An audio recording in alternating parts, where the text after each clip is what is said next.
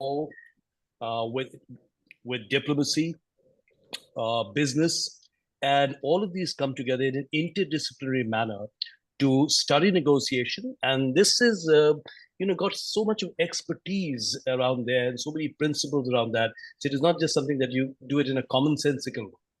And that was something which was an eye opener for me. And I began as a student of negotiations to look at the work, being done by universities like Harvard and the Tufts University in the context of diplomacy, in the context of business. And that began my engagement with negotiations. So I thought I'll clarify that. I would also clarify that I'm not with IIM Calcutta any longer. I used to be with IIM Calcutta. I've moved to Mumbai, and I now do work with the industry and also work with various academic institutions like the MNLU, University at Mumbai. Yeah. So that is what is my current affiliation. But I did spend a lot of time with IIM Calcutta Business School. May I ask you, I don't know how many people have joined us. I think there are 52 at the moment. I see 31 participants have joined. May I just ask you, with my introduction, to give me a kind of a sense of how many people here are coming with a background of law, how many with a background of engineering and technical vocations, how many with a background or interest in business or management, and so on, perhaps some with diplomacy and other things as well. So I'm going to be asking, and if you can just kind of indicate in some way, and you can maybe do a quick count and let me so that it'll help me to run the session a bit better. So firstly, I'm going to say how many people are with a background of law, work in the legal profession, okay, which includes, of course, the ADR and so many other things. So in the legal profession, how many people are there? I see Tanay Masale has hands up, and I see Swati Pednekar, and I don't see any other names here. Siddharth Rao and advocate Himangi Patar. She says advocate. So Himangi, we know that you're an advocate, and good to know that you're also from the legal profession. Fantastic. And I don't know whether I'm on my screen. I can only see 8 persons. So I don't see any other, but on the chat box, I think Ruchika is saying she's also coming with a legal background. So I think we've got I'm Anil Bhatnagar. Yes, I'm not having any law background, but I was there in the disciplinary action department for almost 10 years. So since in disciplinary action department, we have to draft the charge sheet, present the case in domestic inquiry, write the findings of the inquiry officer, the disposal of the appeals, and facing the court. Of course, I do understand. Yes. So that Mr. Bhatnagar, which organization? Which organization? I was in State Bank, sir. State Bank. Okay, fantastic. Yeah. Okay, excellent. That way, I was associated with the legal things. And after retirement, I am doing mediators work with NSE. Fantastic. National Stock Exchange. Yeah, now I am doing it on ODR platform. Okay, wonderful. Online dispute resolution. That's the thing which is in the air, isn't it? Okay, so now my next question is, thank you. I can only see, thank you so much. I can see 8 persons. I saw them on the chat box. Yukta would probably have the numbers a bit better. We do that at the end. The second one is how many people here with an interest in management or business? Let me explain what I mean. So say in Mr. Bhatnagar's case, he was part of the State Bank of India, which is why I asked. And he was doing a job which involved application of the law. And I would I would hazard an opinion here that his work is in the context of business. And some of our discussion today would also be interdisciplinary. So negotiations happen within the context. Right? So that is what we're going to be talking about. So that is in the context of banking and finance, and what he's talking about in terms of NSE. NSE is, of course, a business organization, the National Stock Exchange of India. And therefore, there is negotiation. It's got a framework of law within which you do that. And there is a context, which is a business and economy context, to the application of law. So again, I repeat my question. How many people here would identify themselves with the profession of management or business, as it were, in a profit or non-profit context? And I see Oshim Mojumdar as the same Bengali. I hope I've said it right, Oshim, if I haven't messed it up. But otherwise, probably in Mumbai, it will be more recognized as Ashim Mazumdar. I grew up in Delhi, so I'm going to do it both the versions, whichever connects. So thank you for that. Anurag Agarwal, I see a raised hand.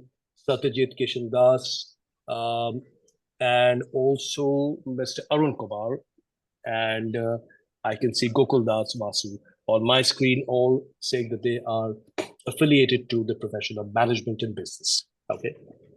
The third is how many would be Sir, I was a people? part of the management also because I retired as Yes, general manager yes, in yes, State of Bank. course. So I Yes, was a part of the meeting with the associations, with the union, at the absolutely. zonal head or regional med also. I had Yes, to conduct the meetings, participate actively. As a personal manager also, I had to organize the meetings and participate yes, yes. So there. thank you so much for that intervention, Mr. Bhatnagar. You take me back for about a decade back for a executive program that I ran for I forget, it was probably on leadership communication, where again I had the privilege of being with a couple of general managers of the State Bank of India. And so I'm familiar with some of the line of work that you do. But to talk to the others also at the moment, I'm going to bring that in. Other than business management and law that we have spoken, in this particular group of participants, what are the other professions that people are coming in from? For instance, are there people from the civil services? Are there people from the voluntary sector? Are there people who are academics, perhaps, or civil society, or so many other professions today, or perhaps even humanities? Anybody else from any other profession, which is probably not in the legal profession, not in business and management?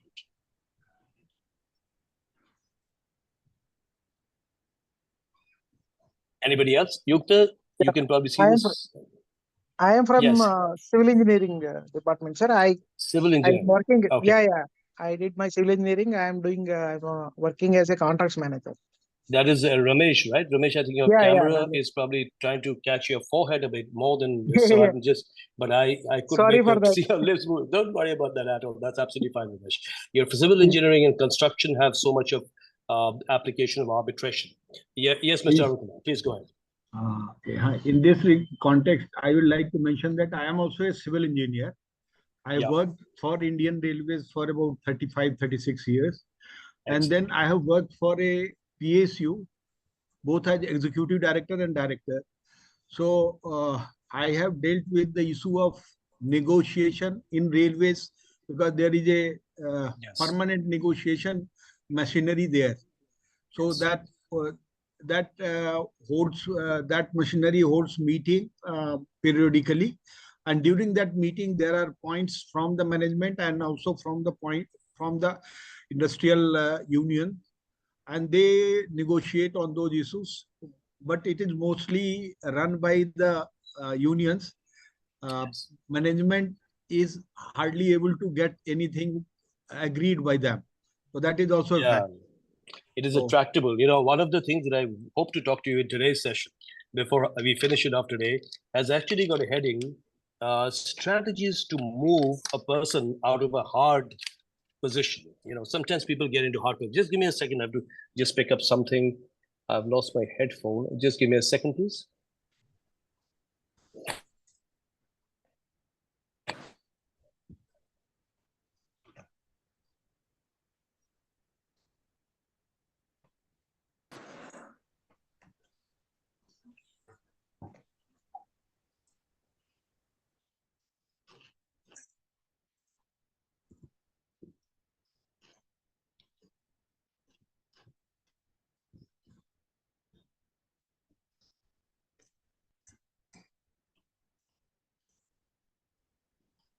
Can you hear me? Can you hear me? Yes, sir, we Yes, can sir. hear. Okay. Yes. No, there was a problem with my headphone actually. I'm sorry. Can you hear me? Yes, we can You hear. can hear. Okay, good. All right. So now we're going to but go we ahead. cannot see you. You cannot see me. Let me just see. Okay. You can see me Yes. now as well. Okay, good. Yeah. Okay. So you can see me and you can hear me. And I hope the hearing is better. Unfortunately, I can do nothing about the seeing, being blessed or not blessed by the Almighty as I am. So you have to suffer the seeing part of it. Let's try to make the hearing a bit better. Okay. So you were just telling me, I think we were talking to Mr. Arun Kumar, I think, who was telling us about his experience with the railways, and also part of his experience of negotiations with continuing uh, part of the organization, a cell, as it were, in charge of negotiations. You said you're a civil engineer. I suspect you're part of the engineering service at the railways. The railways has so many big contractual obligations and so much of work there. So that's also a fantastic body of work, which we hope to tap into during these sessions to connect the thoughts that I will bring in, which are more conceptual, and to connect it with your experience. Let me tell you how I'm going to be. Yes, Vijay, I'm going to just come and pick up your query, and I would request Yukta, since you have probably a better view of everybody in the session. I think at the moment we've got 36 people. If anybody's raising their hand and for some reason I'm not able to see that or not respond, do let me know and we'll stop and take into people's interventions. So Vijay, just give me a minute to just tell everybody here at the moment that what are we going to do in this session? Today's session is an introductory session. And I'm going to tell you two things, essentially. One, I'm going to tell you that negotiations, many of us, especially people who've come in with a fair amount of work, with the decades of work or years of work, as it may, that this is something that we do every day, but sometimes there are underlying principles that we practice. And part of the value of doing a course like this is sometimes to reflect on our own experience and realize that what we have been doing is actually based on very sound principles. Our instincts sometimes are very strong, especially with people who have got a lot of experience. What they have done is actually based on certain principles. So at one level, that is what this session would probably allow you to connect with. The other is they'll probably also provide you with certain kind of concepts and ideas which will allow you to take your work forward. And these are concepts and ideas which, as I said, are coming from work which is done internationally, at an international level, on negotiations. I couple negotiations with conflict resolution and communication, which we'll do as we go along in the sessions. But today we do an introductory session. What are these things that we are talking about? What do we actually need to think about when we negotiate? Okay, and I'm going to try and talk about one or two concepts in a bit of depth in each session, because my experience of teaching, and I've been, I'm a very old teacher. I'm old per se, but I'm an old teacher. So I've been teaching for decades. And one of the things that I've learned is, first of all, executive programs like this is not about teaching. It is about co-learning. We are learning together. So it is not like teaching as you do in a regular college or university. So here we can learn together. And one of the things that works very well is that if we focus on one or two things on one particular day. Okay, so we're going to introduce a few things, but we're going to focus on one thing. And what I'm going to be requesting all of you is to connect it with your own experience. So I would hope that you have some, pieces of paper or notepad or, your laptop, whatever you're comfortable with, to just put down your experiences and connect back, and then also share it with the rest of the people in the session today. So that's how we're going to be proceeding. Okay. So I'm going to be opening this up, but before that, I just was curious that other than we've had legal profession, we have had business and management, and we have also had, people from with an engineering background, right? But even with an engineering background, that is in the context of management in one way or the other. I must also explain when I say management, I don't mean only business management. So managing a health program or managing an educational program is as much an application of management principles as it is in a business context. So I don't know whether there is anybody here who is a practitioner of management or law in a non-business, non-profit context. That could also vary. So in fact, one of my last positions have been with non-profits, and I've done work with the government as well. So I identify people who have been with the government. So here we're going to be opening up the concept. But before I do that, does anybody have anything that you'd like to ask me or suggest anything before we go? Yukta, meanwhile, I'm trying to find the chat. I don't find an option. This is, I think, an updated version of Zoom. There it is. The 14 entries in chat. And I see mining engineer, contracts manager, vice president, head techno commercial with Adani Group, business and management, civil engineers, registered valuer, and my own professional organization, that's Venkatakrishnan, a law degree, LLM, worked with insurance company for 36 years. That's Shotajit Keshari Das or Satyajit Keshari Das. And also we've got other people, GLC Mumbai, Government Law College Mumbai. That's Tanay and Pankaj Thakur, with also law background, a couple of people, as is Gokul Das and Ruchika and Siddharth. It's fantastic backgrounds, and I'm so proud, and it's such a privilege to be with you today, this evening. Anybody has anything that you want to bring up before I begin opening up with some of the PPTs coming in and presentation material as well? Okay, so maybe you'll have it later as you do. What I'm going to do is I'm going to try and open up And I need to share, Yukta, right? Now, this is a new Zoom which I just updated today. So I need to share it. If I can share it very well, if I cannot share it, what I'm going to do is I'm going to mail it to you and you can share it. Okay. Sure, So this sir. is going to be on PDF. Yeah. So I'm going to just try and see. I don't see the share option here. Where should I be finding it? I don't see that. Switch camera, turn off center stage. All of this on the left. Just give me a second, ladies and gentlemen. Give me a second to figure this out before we open it up. It is at the bottom, sir. Yeah, it's not appearing on the bottom script, for there me. is some arrow, a rectangle is there with arrow. It is right. shared. So, but that is what is not appearing here. You know, this is what I also thought. That is what I'm used to. This is something that it asked me for updated to do an update today, which I did. Sir, if may I ask, have you logged into the account from your mobile or from your web? No, this is from my iPad actually. Oh, so okay. anyway, we're not going to waste time on this. What I'm going to do is this. I'll share content. I found it. Okay. This is on the top for some reason now. And what is that?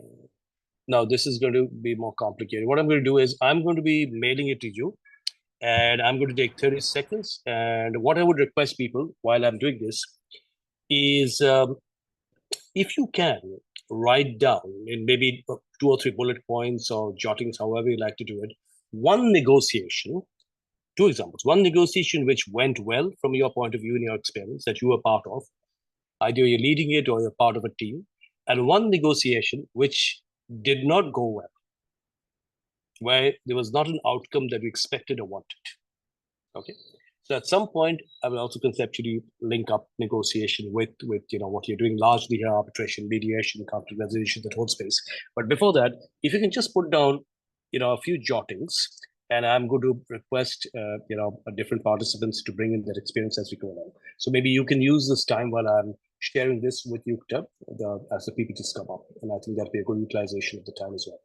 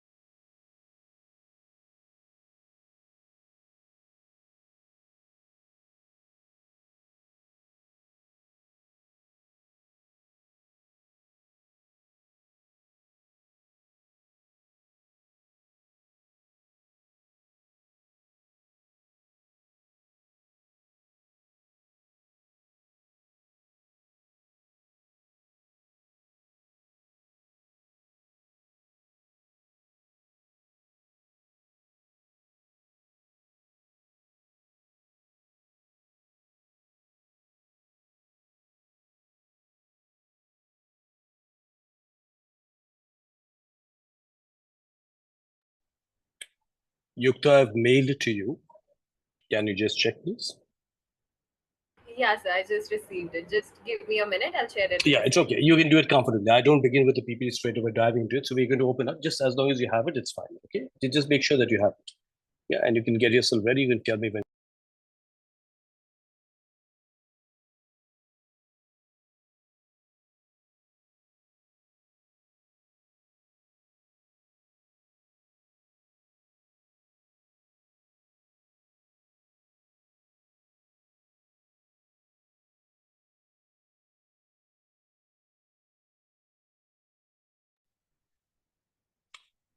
All right. So as all our friends are writing down their experience, and you can do that. So we will just go ahead a bit with the session in the following way.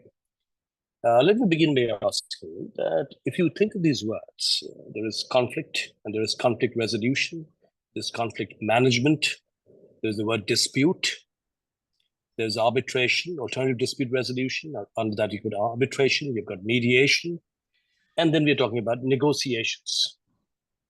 Words pretty close, sometimes intersecting with each other, but it's good to be conceptually clear. Now, what would be an example of a negotiation which underlies some kind of a conflict? And what would be an example of a negotiation where there is not necessarily a conflict? And let me give you an example and ask you for more examples. In India, we have historically and culturally had arranged marriages. And we have spoken about the arrangement being between families, negotiation. When I grew up, I heard sometimes families talk about negotiation, marriage negotiations. What is this negotiation about? Sometimes they're about tangibles, and you know what I mean. Sometimes they're about intangibles. There's not necessarily conflict. Transit to a business situation or a management situation, you're not necessarily beginning with a conflict. During the course of negotiations, you might find there's a conflict of interest, but not necessarily so. And then there could be negotiations now happening in certain parts of the world between different people, as with our neighbors in Bangladesh at the moment, or with Ukraine. There are track 1, track 2 diplomats working on various things, and there are negotiations with a background of conflict. When does war happen? In a way, war also is a resolution of a conflict. There is a conflict of interest, perhaps. It escalates and it becomes a dispute. A good example is with territory, disputed land, perhaps. And then the diplomats trying to find a resolution without violence. If you find a resolution, well and good. Otherwise, war or the use of licensed force, which is by the armed forces, is a way of also resolving that conflict. And then simultaneously, there is negotiation. And some of the diplomats would say that unless you have a certain amount of military or armed strength, your hand will not be strong during negotiations. So if you don't have any force or power, you will not be able to negotiate well. And that could also apply to any kind of negotiation, the role of power. And then there is the role of ethics. In other words, when we are doing negotiation, there are all kinds of things coming into the picture. And it is interdisciplinary because this would involve ethics. It involves power. It involves economics, calculations, and numbers and principles. It involves law and legal frameworks. Like at the moment in the sports arena, we know a young lady, a wrestler, unfortunately, did not get the gold medal. And the matter has reached arbitration of the arbitration authorities set up for sports. It has got a certain kind of a framework, the Geneva-based body. Not easy to get a decision. So as with the rest of law, there's certain kind of legal frameworks and procedures within which you function. So at one point today in the session, I hope to pick it up as an example and tell you that how a negotiation principle without the framework would look like. And with the framework, how you have constraints, and there you cannot do certain things from point 0 because some things are already set by the framework. Right? For instance, you cannot ask necessarily in front of the court that why should it be 100 grams and why should it not be 50 grams and why should it not be 500 grams? What is the logic of that? But that has already probably been set. Right? In the last round, if you haven't been able to get it, you will be out of the competition. That's first part of the sentence. And the second part of the sentence is that you will be without a rank. In that scenario, how do the 4 Paris attorneys, members of the bar, who are presenting the case, present the case to an arbitrator? What kind of scope of negotiation is there? If it was a negotiation, if it was an open ground, would you have been able to negotiate?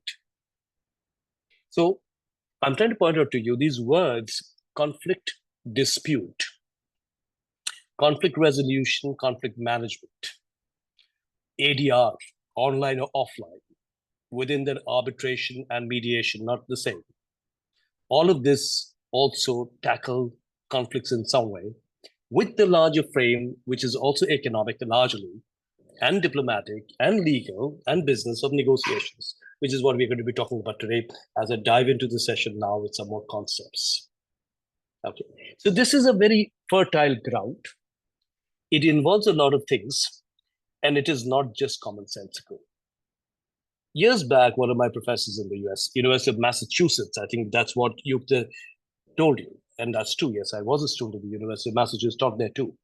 And is about what is common sense.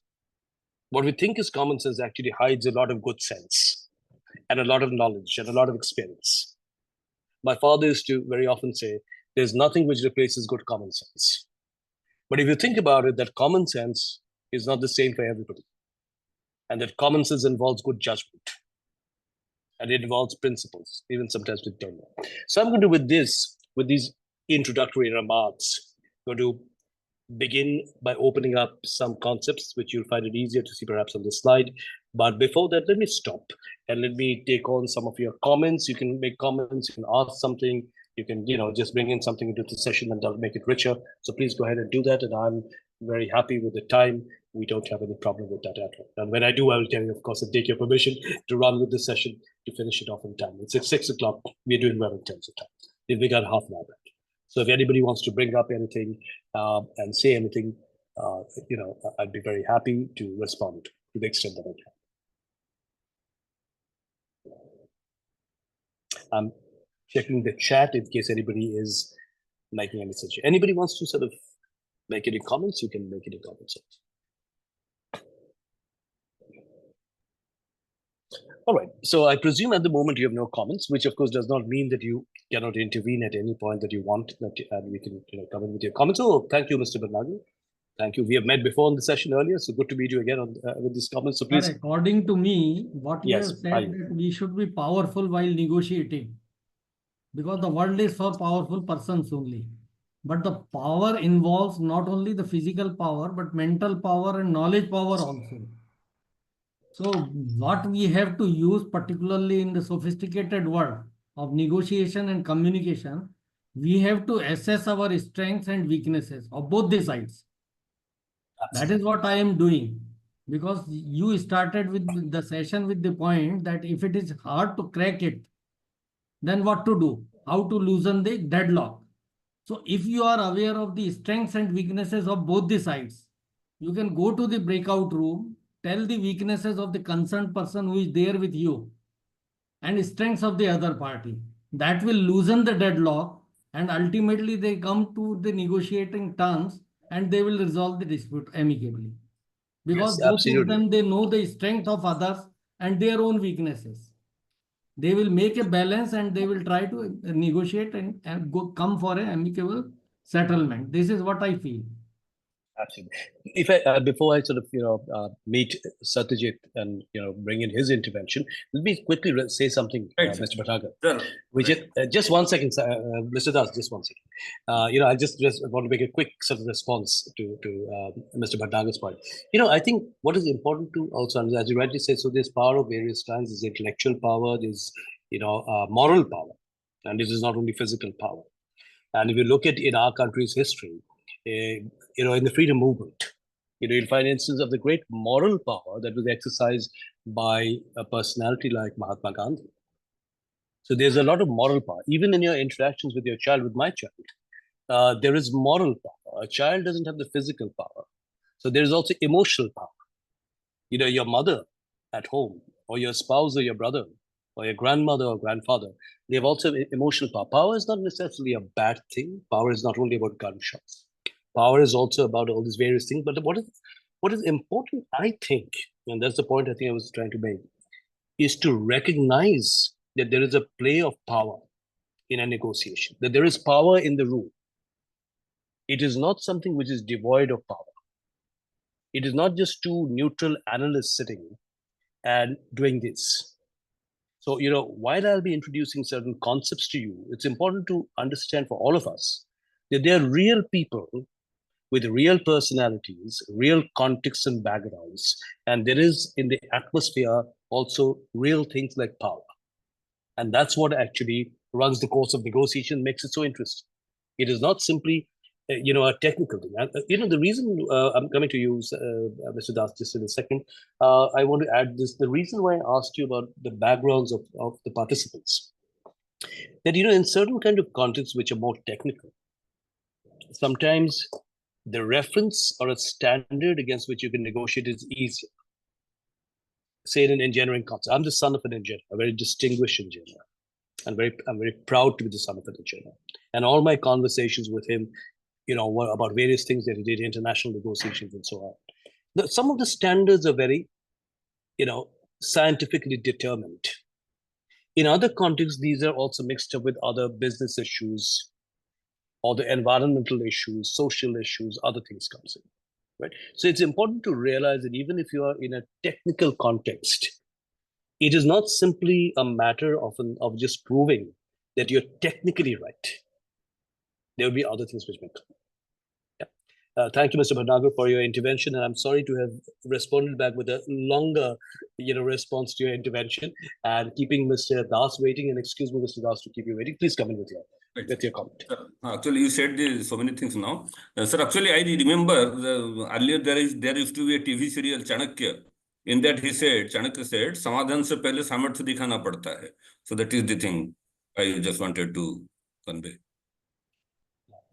So Chanakya again is variously recognized for his political acumen, economic understanding, but all these things are enmeshed, absolutely. So you have to sort of understand that in a certain way. You see how that works, with some of the concepts. Okay. So I think with these kind of opening remarks and all of our wonderful interventions, let's sort of try to have a look at some of the more concrete concepts that I want to bring in. I'd request Yukta to just share the PPT.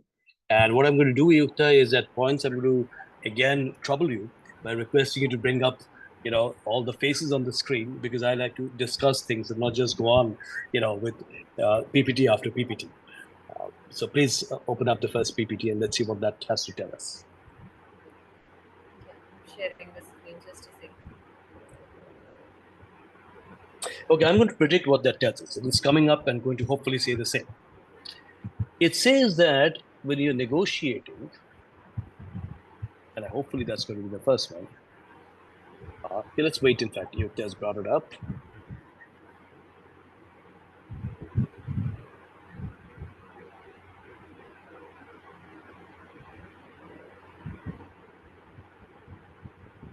Yukta, should we go on to the first slide, which has content after the introductory one? Yeah. So we just want to stop here at the moment. Okay. So it says essentially, what is each side's basic negotiation problem? How do you advance your interests? So Yukta, just with what this one slide itself, I'll tell you to pull out the slide and let's talk together. Let's all talk. Okay. So let's not share. This is important. Negotiation, 2 words here: negotiation, problem, and interest. So, okay. Now, when you're in any kind of negotiation, it is very important to have clarity on what is the negotiation problem that we are trying to solve for. Why are we negotiating? Why have we come into it? Why does this require a negotiation? If it's something, it is only an analyst's job to be done, or if it's already clear, which is proven, why would we need to enter into a negotiation? So what is the negotiation problem? And very importantly here, what is the negotiation problem from the perception of the other side, and what is the negotiation problem from your side? Is it the same problem? Sometimes you'd find that both are not trying to solve the same problem. Their perspective on the problem may be different than your perspective on what you're framing as the problem. And that is bullet point 2, it's interests. As people are telling us a lot of the time on television, the United States foreign policy, and a lot of people have said that, is actually about pursuing its own national self-interest. And a lot of diplomats of other countries will tell you that too. And they'll say this is the ethical thing to do in their profession. The word interest, we are going to be delving into that word more deeply today in this session, and we're going to bring other words there. So make a note of that word. What is the interest? Before you come into the negotiation, what are you trying to solve? And what is your interest? Are you very clear, your and your organization, if you're representing an organization, what is that interest? Again, to give the example of arranged marriage. When both the sides are meeting, what is the real interest? Is it to find a spouse who is well settled with a good income from a good family, with a certain educational background and so on, as a lot of the matrimonial ads would tell you on a quick look. But if you look at it, what is the real interest that the families have and the persons concerned have? The real interest to have a happy, sustainable married life and a family life. The rest are mechanisms. And that's the thought we are going to be taking forward today further. And you'll see how that changes and opens up negotiations. Yukta, again, my request to you is to take us to slide number 2 after that very quick break after first slide. And I promise you I've got more slides. Sir, you have Yes, given the yes, example of marriage. One Ji. more requirement is there which needs to be considered, and that was being considered earlier. That was the need of the family requirement. Family requirement means in the larger sense. Whatever is the outcome of marriage, that is a part of these two couple. But Absolutely. outside So the that interest couple, would what have was the been, needs of the family in larger context, that was also being seen. so that would be sort of an interesting thing. So for instance, if we just create a scenario where there's a marriage negotiation between one side, which is a very traditional family, and where even the person concerned is very much, has a lot of allegiance to, very much committed to the family and the family's interests and values and what you call needs, the interests there. And on the other side, there is maybe another family where probably they are not so much worried about the family's interests. They're probably more contemporary, and they probably are looking at what is the individual's interest of it, a more individualistic model. How would the negotiation work would be an interesting thing to see. For instance, I just read a few days back the film actors. How many of you like to watch movies, Hindi movies? Any of you like to watch Hindi movies? Have you been watching Hindi movies? Anybody, all serious folks who don't watch movies? As a communication person, I like to watch movies. So Mumtaz was an actress in the 60s you might have heard about, and Shammi Kapoor was an actor. And Mumtaz has just said in an interview that, she was, they were considering marriage. But one of Shammi Kapoor's conditions at that moment is your family point, that in the Kapoor family at that time, a lady who got married, a married lady, would not be allowed to work in the film industry. She was 17 years old and she had a whole career in front of her. And she said that was not acceptable to me. Okay, so the family interest comes in multiple ways. The question is, in a negotiation, how will it play out? But this is good as an example. We have other examples other than the personal things also, because personal things also get complicated, and rightly so, because of the emotional content of that. And the learning from there is that even in business negotiation, this is not just my imagination. Research shows that emotion plays a huge role, and in negotiations too. So always the two persons or the 10 persons sitting on opposite sides of the table are human beings. And these are not robots, in spite of what people say about artificial intelligence, right? So there are people, there's emotions outside. Okay, let's go back to slide number 2, and let's proceed with the conversation as we've hit 6:15. That's 45 minutes into the session.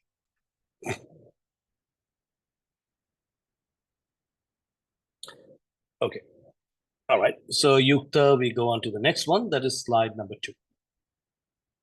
Would it be better, Yukta, if I were to mail you when we take a break, a PPT? It could work. This is a PDF, so probably that's not as clear. Yeah, let's go on to slide 2. This is the first one. We just saw that. This is slide 2. Yeah, this is slide 2. Yeah. I'm sorry, excuse me. Go to the earlier one, please. The earlier one. No, the one before this. Yeah. So I said this already. So we need to think about, in terms of the negotiation problem, what is the negotiation problem we are trying to solve?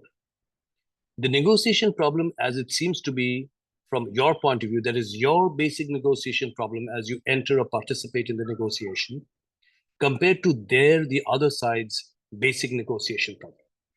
And depending on the different points of view, the needs, the interests, and all of these things, the context, this need not necessarily seem to be the same. So this is very important to take in and realize, because unless we know what we are solving, we're not going to be solving that. Next slide, Yukta, please. The next one. Okay, yeah, please wait here. Now, when we look at this, the PDF is messing it up, but essentially this is talking about the framework. A couple of things to think about.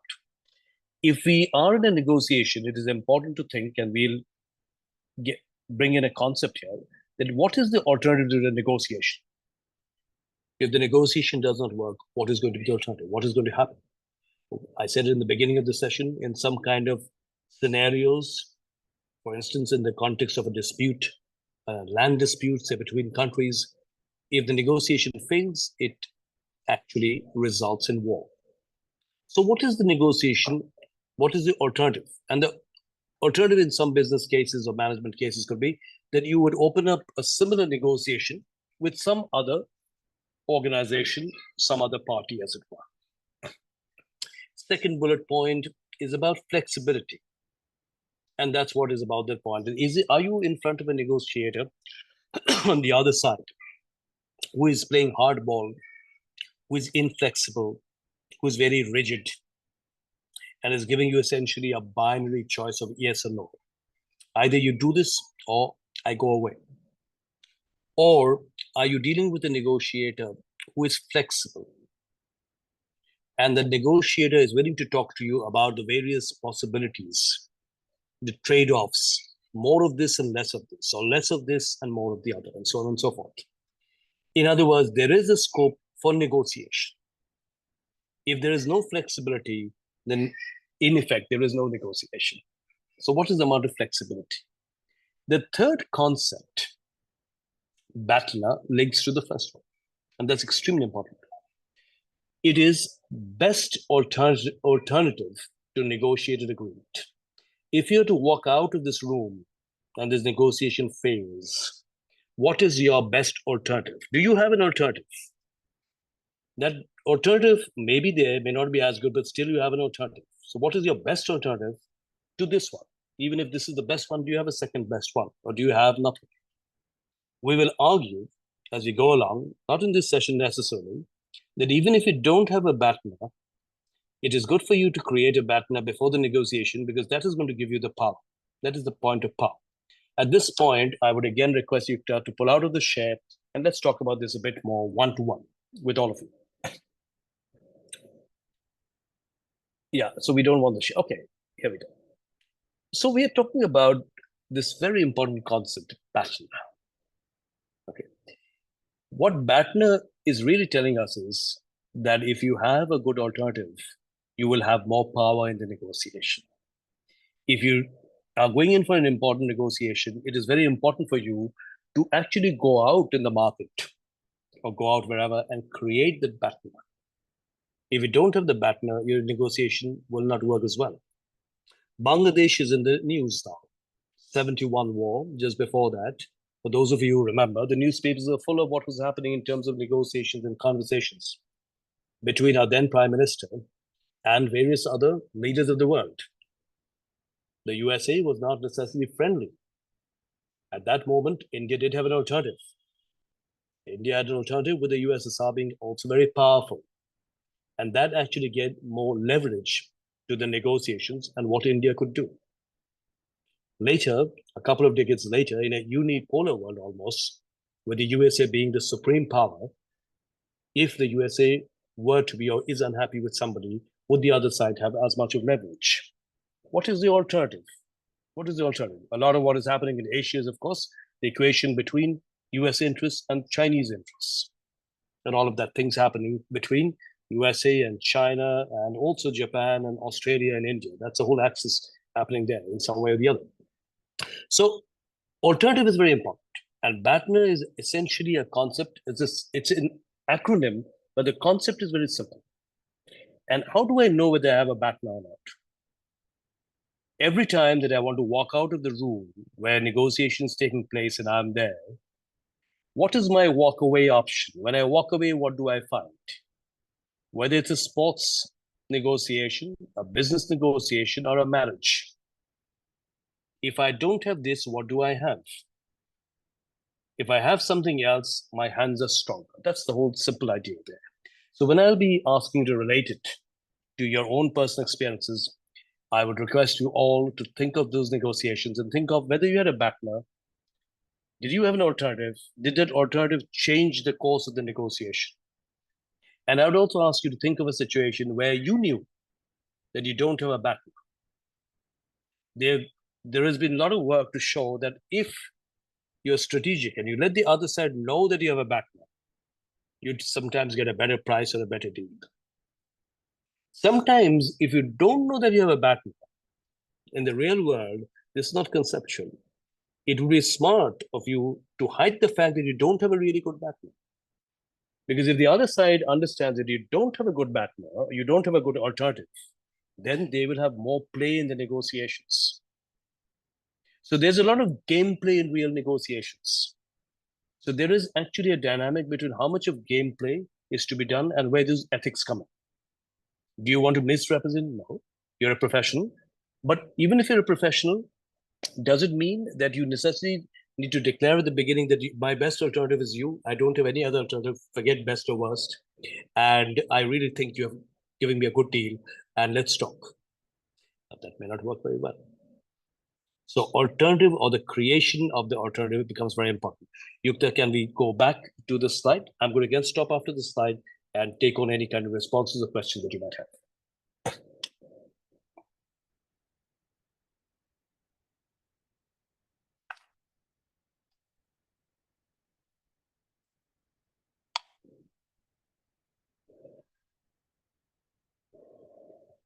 Okay. So this is from this concept is from the authors. These are very well-known authors and experts in the field of international negotiations, Fisher and Urey. And no, we need to go back to the earlier one, actually. We're going to come back later. Yukta, we need to go back to the slide where we were. Yeah, this is one. Yeah, we don't run ahead. Yeah. So the fourth bullet point is BATNA. Now, there are the other ones which I don't want to complicate by bringing on too much. We'll talk about it later, which is reservation price and ZOPA, and also positions versus interest. And that's the one that I want to talk to really about in the rest of the session, positions versus interest. But before I pull out of this slide again, let me just give you, since it is up there on the screen, what is reservation price? Reservation price is actually the set of conditions as well as the price, the minimum price, as it were, at which I'm ready to sell, or if I'm a buyer, the maximum price that I'm ready to pay. That's my reservation price. But that could also be more than price. I would say, okay, this is the price I'm ready to pay, and these are the conditions which must be met. This is what is the minimum. Otherwise, I don't deal. And on the other side, the seller could say, okay, this is the price. However, the price, these are the other conditions, and this must be met. Otherwise, I will not deal. So that's your reservation price. What is ZOPA? Zone of possible agreement. Is there a zone between the two prices that both people could consider? In other words, the person who is selling would say, okay, I don't sell below this price, right? But there would be a range of price which would be acceptable, but there would be an absolute bottom minimum. So this seller would try to maximize the price that they could get. And on the opposite side, the buyer would try to minimize the price, but would know that I'm not going to pay beyond that. So is there, when we will put it up at some point on a whiteboard, is there a zone in terms of the price where you could actually deal? Specifically, if the seller is not going to be selling at price which is way beyond what you're ready to pay, there's no point of negotiating. In some negotiations, price is the major point, or at least to some people, the major point. For instance, in property negotiations, if you don't have any kind of price negotiation which is working for both the sides, other conditions may not work at all. That brings us to the last bullet point here before we pull out of this slide also, which is positions versus interests. I did tell you this, and this is extremely important. And this is what we want to be talking about mostly for the rest of the session, connecting with some of the other things that we have spoken. So Yukta, can we pull out of the slide again and let's talk. What is positions and what is interest? Okay. This is easy to do, again, with a territorial example. Okay, so there are two countries. There's conflict, there's dispute, there are negotiations, diplomats at work. They have certain position on certain things. And let us say they have position number so-and-so on the Siachen border. And it's got a number. This is the position you need to hold in a couple of other positions. If you lose that, you have lost that position, you're coming back on this side, and the other party is going forward or coming into your side, which is what we don't want. Chinese border, these are your positions marked. and you don't want somebody to come in at this side. These are your positions. Bangladesh border, wires put up in the last 1 or 2 days, more deployment of the BSF. These are your positions. You're guarding your positions. The Jawan there understands that there is a position to guard, and the Jawan has got the arms to guard it, as it were. But in a diplomatic negotiation, instead of a negotiation or a conversation between the two Director Generals of Police of the two armed forces, or the two armies more specifically, the diplomats would need to think of something, which is that behind these two positions, what are your essential national interests? Why do you want this position? Siachen is very cold. Regular people don't find it comfortable being there. You will not construct a multi-story apartment or a bungalow or a small cottage and live there. That position is yet very important. Why? What is the interest that you have from the point of view of your national interest of holding on to that position? Just like an example of arranged marriage. Why do you want the person to be educated with that degree? Why do you want that person to have so much of income? Why do you want that person to be coming from a family which seems like yours? Your interest there could be cultural compatibility, social compatibility. Your interest by looking at the income is a sustainable livelihood with the new family that the new family enjoys over a lifetime. Education could be the ability to earn a livelihood, and more importantly for some people, expectations of civilized behavior, if not guaranteed. So there's an interest behind the positions that you're stating. In the case of the national interest, if it is a strategic point, your mountains, Himalayas are strategic for us.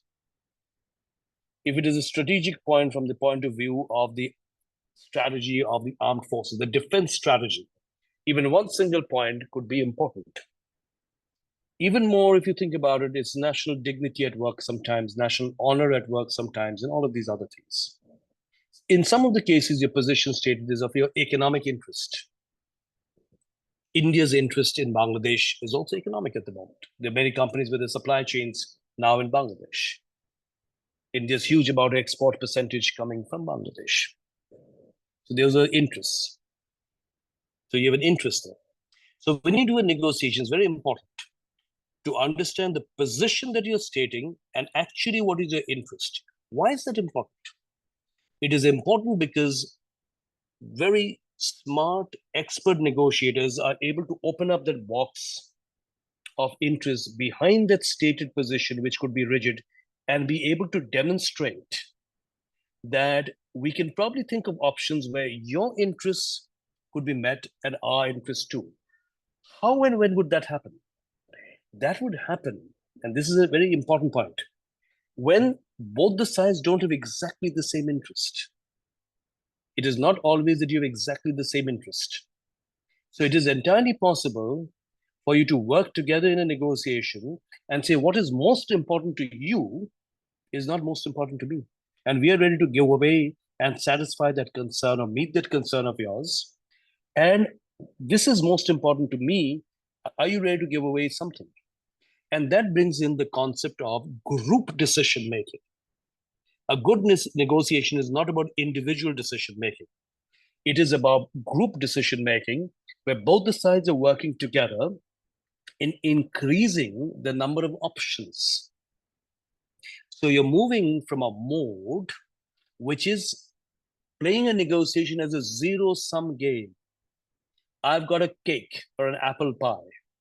If there are 10 slices, if I have 2 slices, you get 8. If I have 4 slices, you get 6.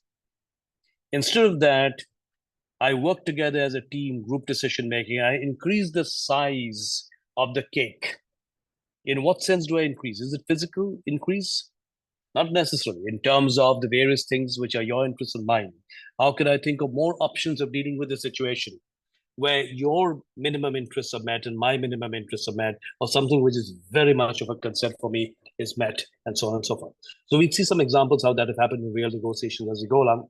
But this is a very important thing to understand, the difference between positions and interests, and how that sometimes open up are negotiation. Usually people are, when they think about it, their real concerns are to do with interest, not positions. But negotiations very often get stuck because people are stuck on a particular position and they will not move left, right, or center. If you can keep your calm and in an amicable way show them that, okay, this is what you want, but what is your real interest?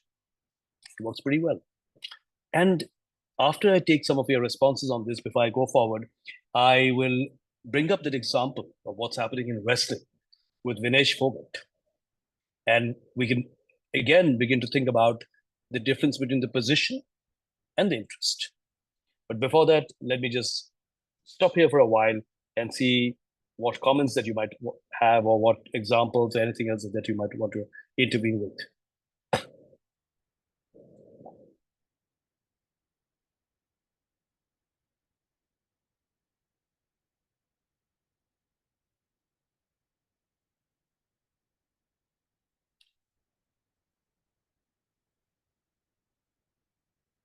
So while I'm waiting for people to intervene, I'm looking at the chat box. Dr. Taluja Prem has made a comment there, and also you can see through cognitive bias could be a negotiation problem. Absolutely. And part of the negotiation, a lot of work is about how do you actually work with those biases? How do you eliminate them? How are you conscious of those biases, and so on and so forth. And the second comment is has been made by Swati Pednekar. And she says, is negotiation and conflict management one and the same? No, Swati, negotiation and conflict is not the same. It intersects because, as I said in the beginning, that every negotiation is not necessarily embedded in conflict. And within conflict also, there's conflict resolution and there's conflict management. So I may sometimes know that there is a conflict, and I know there's no immediate resolution or in the short run, but I can manage it. It is like a lot of doctors would tell you when we have a doctor here, at least I've been told by some doctors in certain situations for the family, that this is a condition that cannot be completely cured. But it can be a managed condition, you know, for instance, where people have diabetes or hypertension and stuff like that. You cannot completely cure it because these are systemic things to do your body, I'm told. But you can manage it. So similarly, some conflicts, if you can keep it within managed limits, it is all right. For instance, if you're working in an organization, there are two individuals who don't like each other, and they get into a conflict every now and then. Do I need to worry about that? Always? Not necessarily. I'll worry about that when it affects the work. When their conflict begins to make the team or the department or the work non-functional, then I would need to intervene and do something about it. But if it is something about both of them, which is not affecting the work, I need not waste my management bandwidth in resolving it. It's a managed conflict. I know that there's no immediate resolution. They just happen to not like each other. Or maybe they have a legacy issue from the past. Yeah. So conflict resolution and conflict management are not the same, Swati. And negotiation is not the same, but the intersection is this. Part of your way of managing the conflict could be through engaging in negotiations. This is the conflict. How can we negotiate and try to, if not resolve it fully, manage it? So we can do that. And sometimes there could be a conflict of interest. If there's a conflict of interest, there's a bigger problem to solve. But if there's a difference of interest, it's not a problem. It's a good thing in a negotiation. Because if both the people have the same interest, then both are fighting to get the same thing. You know, it's again from the movies, both the gentlemen in Sangam, 60s, or maybe many other examples of movies, both persons want to marry the same girl or the same boy, or the same gentleman or the same lady. How do you resolve it? Not easy. But if one person wants a car, another person wants a home near their place, and you're hiring, and you're discussing an employment negotiation, somebody goes, okay, I would be all right with public transport, provided you can give me accommodation, and you have accommodation, which is very much near the office. So for that person, that person doesn't want a long commute. You can say, all right, I can not give you flashy accommodation, but I can give you accommodation which is near the office. You'll save on commute time. We can't give you a car, we can give you this. So this one's all right. So, you know, it depends on, and they would take away maybe the car from somebody else, and they'll use that car for somebody else who really wants a car because of ego benefits or a status symbol on just enjoying driving. So I've got one car, two employees. I could divide it up in that way. So if there's a difference of interest, Swati, that is not a problem in terms of managing a conflict. In fact, it is a gateway to opening up negotiations. But if there's a conflict of interest, that is a more difficult thing to handle. And that's when you need to see, okay, what is the interest? What is the real interest you begin to ask behind your stated interest, right? And then you might find some openings there too. Anybody else has any other question or any comment to make? It need not necessarily be a question. You could share something from your experiences also, and you could tell us what you think. Sir, what you said just now about the interest, then we have to identify which is the principal interest and what is the secondary or resulting interest there, so that we can trade off between them. Absolutely. So that would be even in a more advanced stage. You know, in complex negotiations, you might have more than one interest, and what is a kind of rank order, and you might find which is there. But for our understanding, at the first instance, if we just can find a way of telling each side that what is your most important interest in rank order, if you can rank order. So one of the persons who has done not phenomenal, he's sort of the pioneer in negotiation and negotiation theory, which is Rife of Harvard. He would say, okay, put in numbers, even if the numbers are not right. Yeah. So if you have 5 interests, put a rank order to it. Which one is your most one that you really care about? Is the car or the house? And you'd find it difficult. What he says is when people think about it, slowly they become more specific. They even understand themselves a bit better. Okay. So am I going to have samosa or do I have gulab jamun? Both the doctor said no to both. But the doctor said on a weekend you can go with one. So I'm in a corner. What do I do? So I said, all right, let me go with the gulab jamun. So be it. Right. So if you rank order, Mr. Bhatnagar, that is it. But in the real world, yes, there would be more than one thing to take care of. Some would be desirable, things that you'd like to have. Some would be concerns. So you might say, okay, that the desirable things I could give away, but the concerns I will not. For instance, I see behind you a lot of nice shields for recognition of your work, perhaps when you're working. And maybe your son or grandchild comes and wants one of them. You have noticed it. Thank you. And you also have a concern about a burglar coming into this room. But that concern about the burglar is not only about the shield, it's about your safety. So you might actually, if you were to deal with the burglar, you would say, okay, I'll give you 2 shields, but please don't do anyway, please go over. So the safety of the family is your number one priority, is your concern. This is something you'd like to have as a recognition, but if it comes to that, you'll give this away and buy the safety with the armed burglar. So that would be my example. In real life, I have always dealt with, whenever I was negotiating with the unions, associations, or anybody, then I always had this problem. And I had to identify the various interests, their ranking, and resolve accordingly. Union negotiations extremely difficult. Absolutely. Mr. Arun Kumar, let's hear you. And then I would encourage others also to bring in their interventions. Maybe, I'll do a terrible thing as a, old business school management institute professor. We have this whole thing. I don't know whether you know about this. It's about the cold calls. Cold calls are terrible, where you actually address somebody and you talk to that person. And not with experienced people like you, but sometimes younger people, they don't like that, but that makes them read up things and all of that. But so I don't want to do that with you, but I will encourage you to also bring in the others in the room. I've heard some and I've not heard the others. Mr. Arun Kumar, first you, and then we'll just break it up, and then we'll run with the other PPTs up to halftime. Please go ahead. My observation regarding your second slide, which was talking of my negotiation problem and negotiation problem of the other party. So rather than calling it a problem, would it not be better to say negotiation objective? Not actually. Let me respond. Conceptually, an objective is not the same as a problem. A problem is defined in a very specific way in decision making. You have a certain set of outcomes, positive and negative.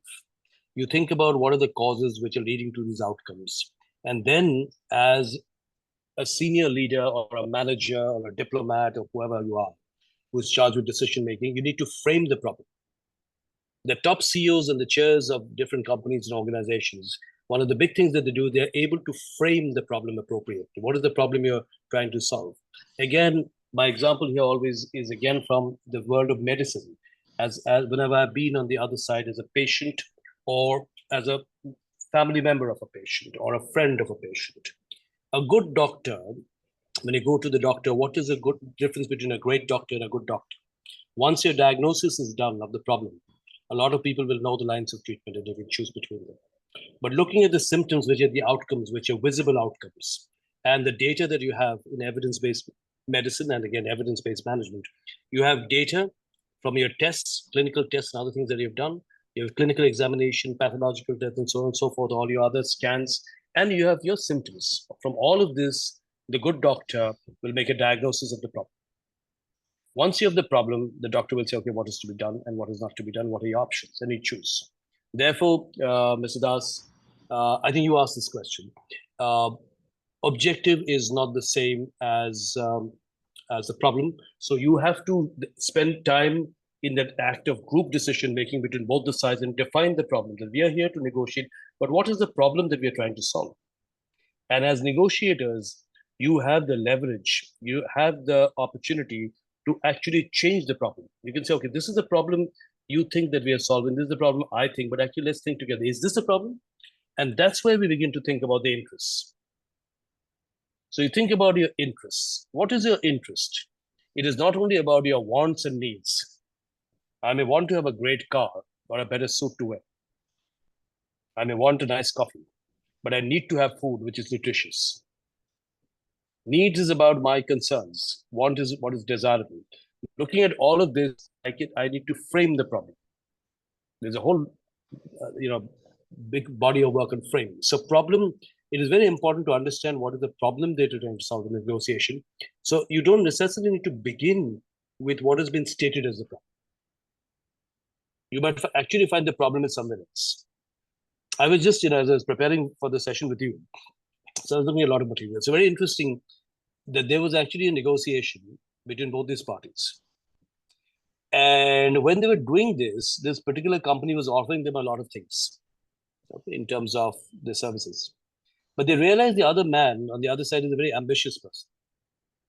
And he realized that if they brought in all these various experts and provided them, through an outsourcing contract, the other man's worry was that the experts would be directly meeting his top management. And he would not enjoy the glory. And he wanted to actually show that he's the person in the middle of it. And he wanted to have the control. Slowly that emerged. And that emerged because the negotiator was very smart. The negotiator kept quiet and just kept talking, listening to the other person. And slowly the real interest came out. The real interest was very personal, a personal professional interest. So they actually structured the deal for 1 year. And they said, okay, some of the key professionals you go and hire. The ones we were thinking of hiring on a part-time basis, we will not. You do it yourself. You have the control with the experts. And our regular staff we'll provide for you doing your basic work. And we are good with that. But whoever you hire as the experts, they just need to meet certain kind of quality standards and trainings and all that we do usually on such contracts. And they were a big company. They entered the deal. As I said internally, this gentleman did not realize how difficult it is to find good people and experts and train them and manage them. After 1 year, they'd got the trust on both the sides. He said, no, I don't want all of this anymore. I'm okay, you do the whole thing. Then he was not worried anymore. So after 1 year, it was a different story. So the point I'm trying to make is that the problem sometimes that comes across in the first few minutes of a negotiation or whatever, that need not necessarily be the problem. And that's why it is important to think very hard in any decision-making problem of what is a decision-making scenario or what is the problem.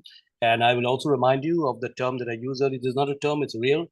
A negotiation is best thought of as group decision-making. It is not a conflict. It is not an argument. It is not a quarrel.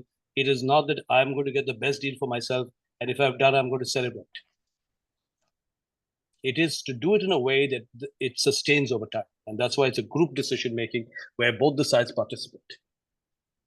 Okay. So let me go back to the slides with your permission, all of you, unless anybody has any other things. Let me just see. Why do I see only 6 or 8 people? 8 persons on the screen, and I'm not seeing anybody else. Let me just see whether is there a way for me to see the others. Maybe their cameras are off. That could be one of the reasons. Yukta, do you see any of the others? I'd like to meet the other people also. Let me take a minute, and we're going to also break after 1.5 hours at about 7 o'clock, which is 15 minutes. And I see Ramesh now, and I see Hemangi, if I may. And I've seen Tanay a while back. I don't see anybody else. There are 38 people, and I've just met 8, and now another 2, that's 10. Where are the others?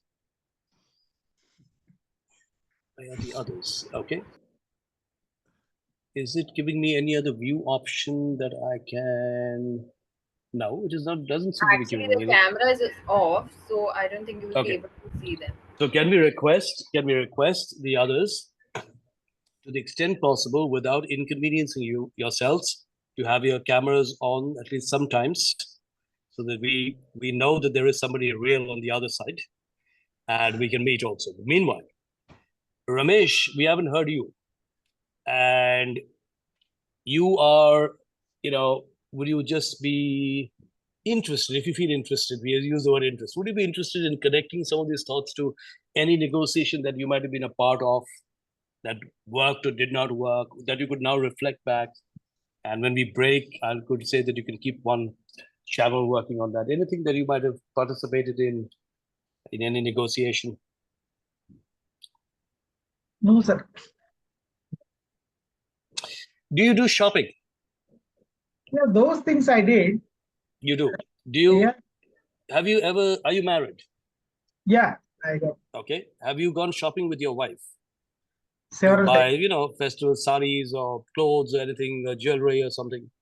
कभी Yeah. किया है आपने? जरूर किया. Okay. What is your understanding of that process of bargaining? What is that bargaining talking about, and how successful and good? Siddharth, I'm going to come to you right after that. What has been your contribution to that? I know you might be sort of making the final payment sometimes, so you'd have an interest in actually getting a better price too. Have you been part of the price negotiation? Yeah, one example I can take out, like go to gold shop, or when we want to buy silver or anything. So that time we will negotiate on that, labor price, making charges. So they call it as making charges. So they cannot reduce gold and they cannot reduce. So they say, no, some wastage. Actually, there is no wastage. So we negotiate on that making charges. So they would say 20% making charges. I will say 5%. So it would be finally, 8%.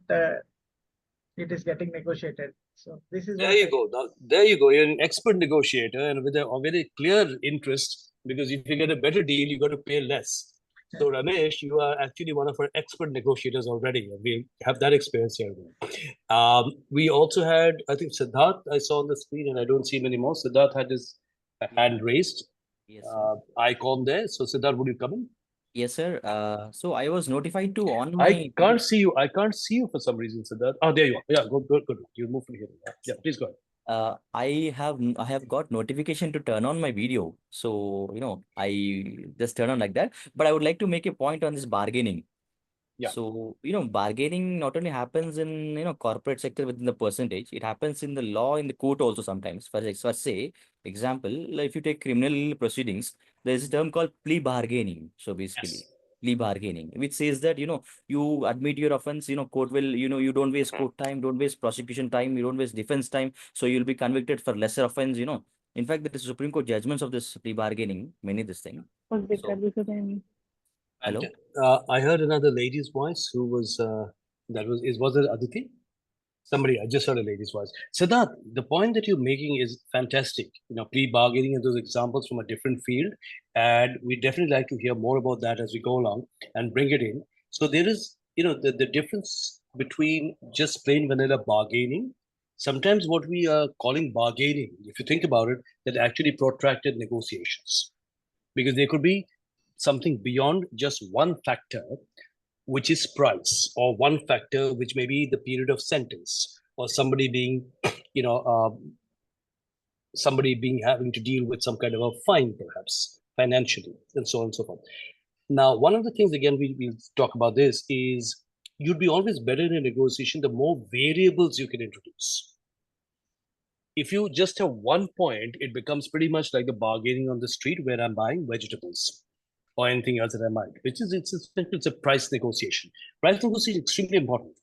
But if I'm not happy with the prices on both the sides, the more variables that I bring in, and for other things also, you'd find that you're able to sometimes structure a deal which is beyond one point, and that could be an opening for a resolution or a deal. Okay, so we talk about that also as we go along. Okay, yeah, Aditi, were you saying something? Because when Siddharth was speaking, I thought there was a lady who sort of said something. I heard lady's voice. I don't know who it was. I think by mistake I on my. You switched it on. That's perfectly fine. So mic since you actually. have switched it on, you might as well tell us which line of field that you're working in, and do you relate to any of the thoughts that we are sharing here? If you don't, that's fine too. It's not necessary that you will have to. No, I really I don't have any experience to share here. But yeah, I work with I'm a civil engineer basically, and I have also done my law, and I work with contract management, like construction projects. I work as a site engineer and managing all that. So I do come across arbitrations and negotiations at times. Yeah, but I can't share any. I just can't. I don't have anything to share right now. That's okay. That's all right. Yeah, construction is such a big thing in arbitration, isn't it? It's such a big thing, and you're doing contract management. So you just might want to actually think about that in your work that you do. Just think of your daily work over the last 3 months or 6 months, and see in the work that you do in the last 3 months or 6 months, which company do you work for? I work for the Municipal Corporation of Greater Mumbai. Municipal Corporation of Mumbai. Corporation of Greater Mumbai. Yeah. Greater Mumbai. Okay, so that's a big organization with a lot of examples. I'm sure that we can think about. Yeah. Actually. So if you think about what you've been doing in the last not even 6 months, 3 months, I'm sure you'd find instances in your daily work where you have not maybe termed it as a negotiation, but it's actually a negotiation every time that you are talking to a contractor. Yeah. One of the big ideas in this field, which intersects with management, is in today's world, management is not only through authority. You'll be held accountable for a lot of jobs where you're not giving authority. In the earlier world of management, where your job titles, your designations, your power, maybe in some of the world that the experience of our senior colleagues here, you say something and it'll be done. In certain organizations like the army, there's no question of you're liking or not liking. You're asked to do this, you do it. Nowadays, you are held accountable for something, and to make you successful, you have a lot of other people over whom you have no authority. So you have to negotiate various things, even with your colleagues, your junior colleagues at the same level in terms of your pay grade, and people senior to you. And finally, you'll be saying, okay, this has happened and that happened. This is more true for the public sector. Even in the private sector, even more so, because public sector even now, has a lot of legacy hierarchy. It still has a certain culture which has got a lot of hierarchy. But in the private sector, especially in the newer industries, it's a completely different world. So it is, you're almost in daily negotiations, not only with contractors, but even, internally. Whether it's a budget, whether it's getting a project through, whether it's changing a process, whether it's changing a system. And this is a lot of it coming from my own experience. When I began work, it was in one kind of a world. Now it's another kind of a world. So it's a lot of learning for us. Okay. So with this, we will like to take a break in about 4 minutes time. But before that, let's go back to the slide and know where we have reached. So Yukta, can you take us back to the slide?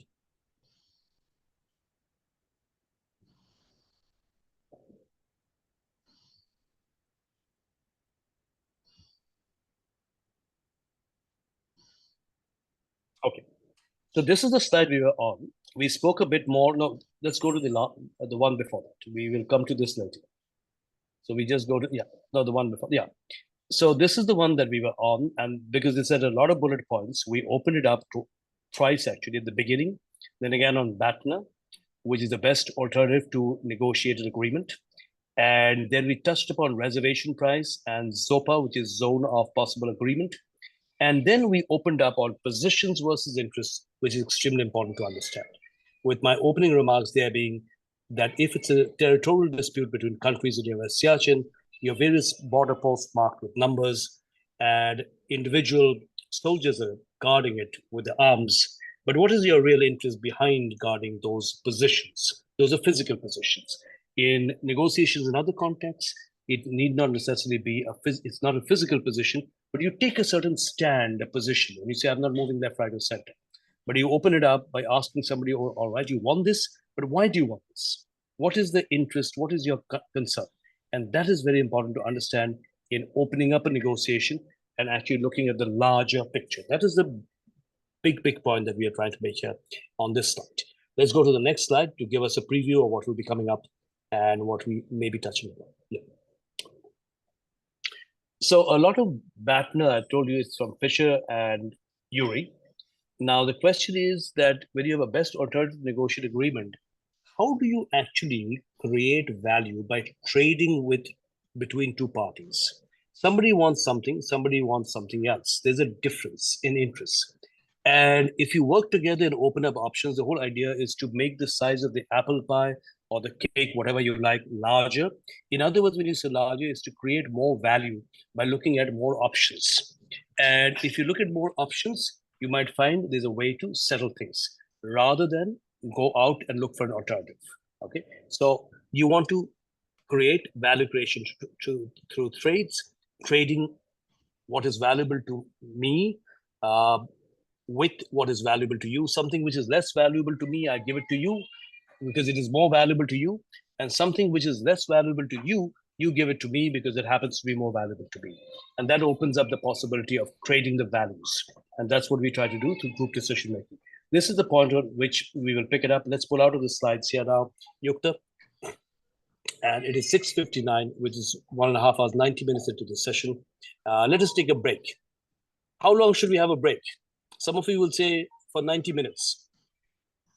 Some of you might say for 90 minutes, but being sort of professionals and not young students, I would hope at least some of you will say, okay, let's have a break for 60 minutes.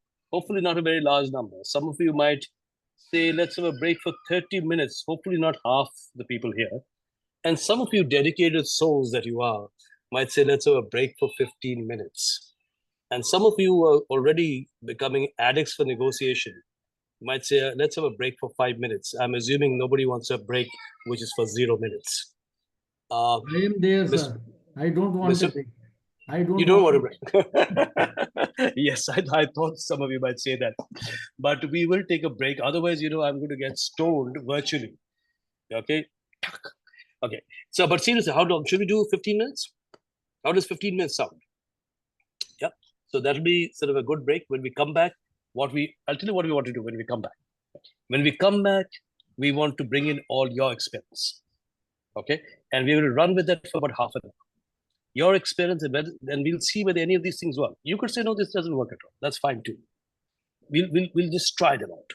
And after half an hour, in the last 15 minutes, I'm going to tell you two things. One is, what are the typical negotiation mistakes that people make? Okay, we're not going to elaborate in this session, but I will tell you what they are. And the other is, if you're getting into a gridlock, other person is very inflexible, what do you do? What are the ways of breaking out of it? I'm going to at least touch upon these two things before we finish the session today. Okay, so that's the kind of session plan. Thank you so much. I'll see you in 15 minutes. Bye. And Yukta, I'm going to talk to you offline for just sorting out this PPT. Yeah, I'm going to send you a Sure, sir. Thank you. Thank you.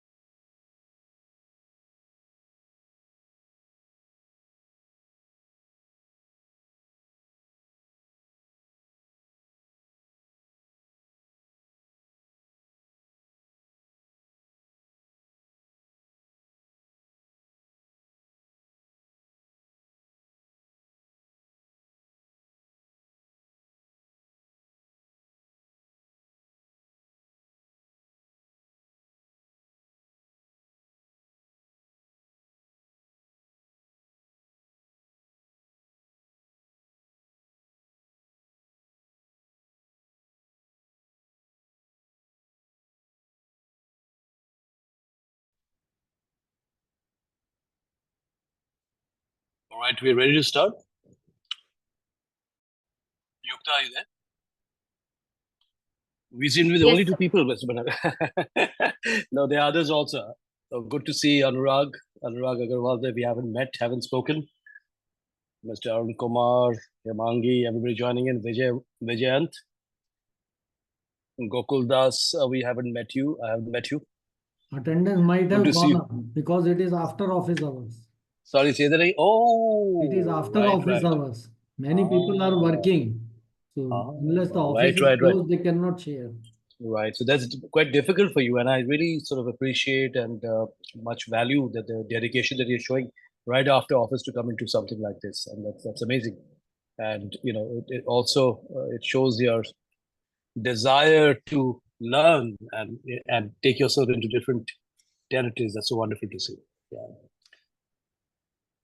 So we have now, actually, you're right. I mean, I didn't realize it. 36 people already. So time to go back. Yukta, are you here? I don't see you on my screen. Yes, sir. I'm here. So what we are going to, yeah. So what we're going to do is we are going to dive straight into the PPTs now, the slides, and run with a couple of them, and then open it up for the discussion, as I sort of said that we would like to, where you will begin your the process of relating your own experiences with what we are talking about. Just to have a sense of how many people are coming in and joining the session now, whose offices might have filled up at your work timings. How many people are joining after the break who haven't been there before the break? Could you just do a rough sort of hands up on that, and we could just get a rough sense of the numbers? Yukta, could you see? I don't seem to always see people around. Okay, so Karthik is coming in now. All right, fair enough. Okay. Anybody else other than Karthik joining in now? Okay, what I'm going to do is this. Not only for Karthik, even for others, I'm going to just touch upon, just to link up to what we did, touch upon the key concepts for about 5 minutes, and then we go for, okay, so that you know where we are. So, Yukta, I've sent you a PowerPoint version of the slides, and Yes. that might be a bit easier to share and see. So, would you be able to share that? Yeah. For some reason, I don't know why. Yeah, please, no, go ahead. You go ahead. That's a problem that I need to resolve. Yeah, go ahead and just begin to share.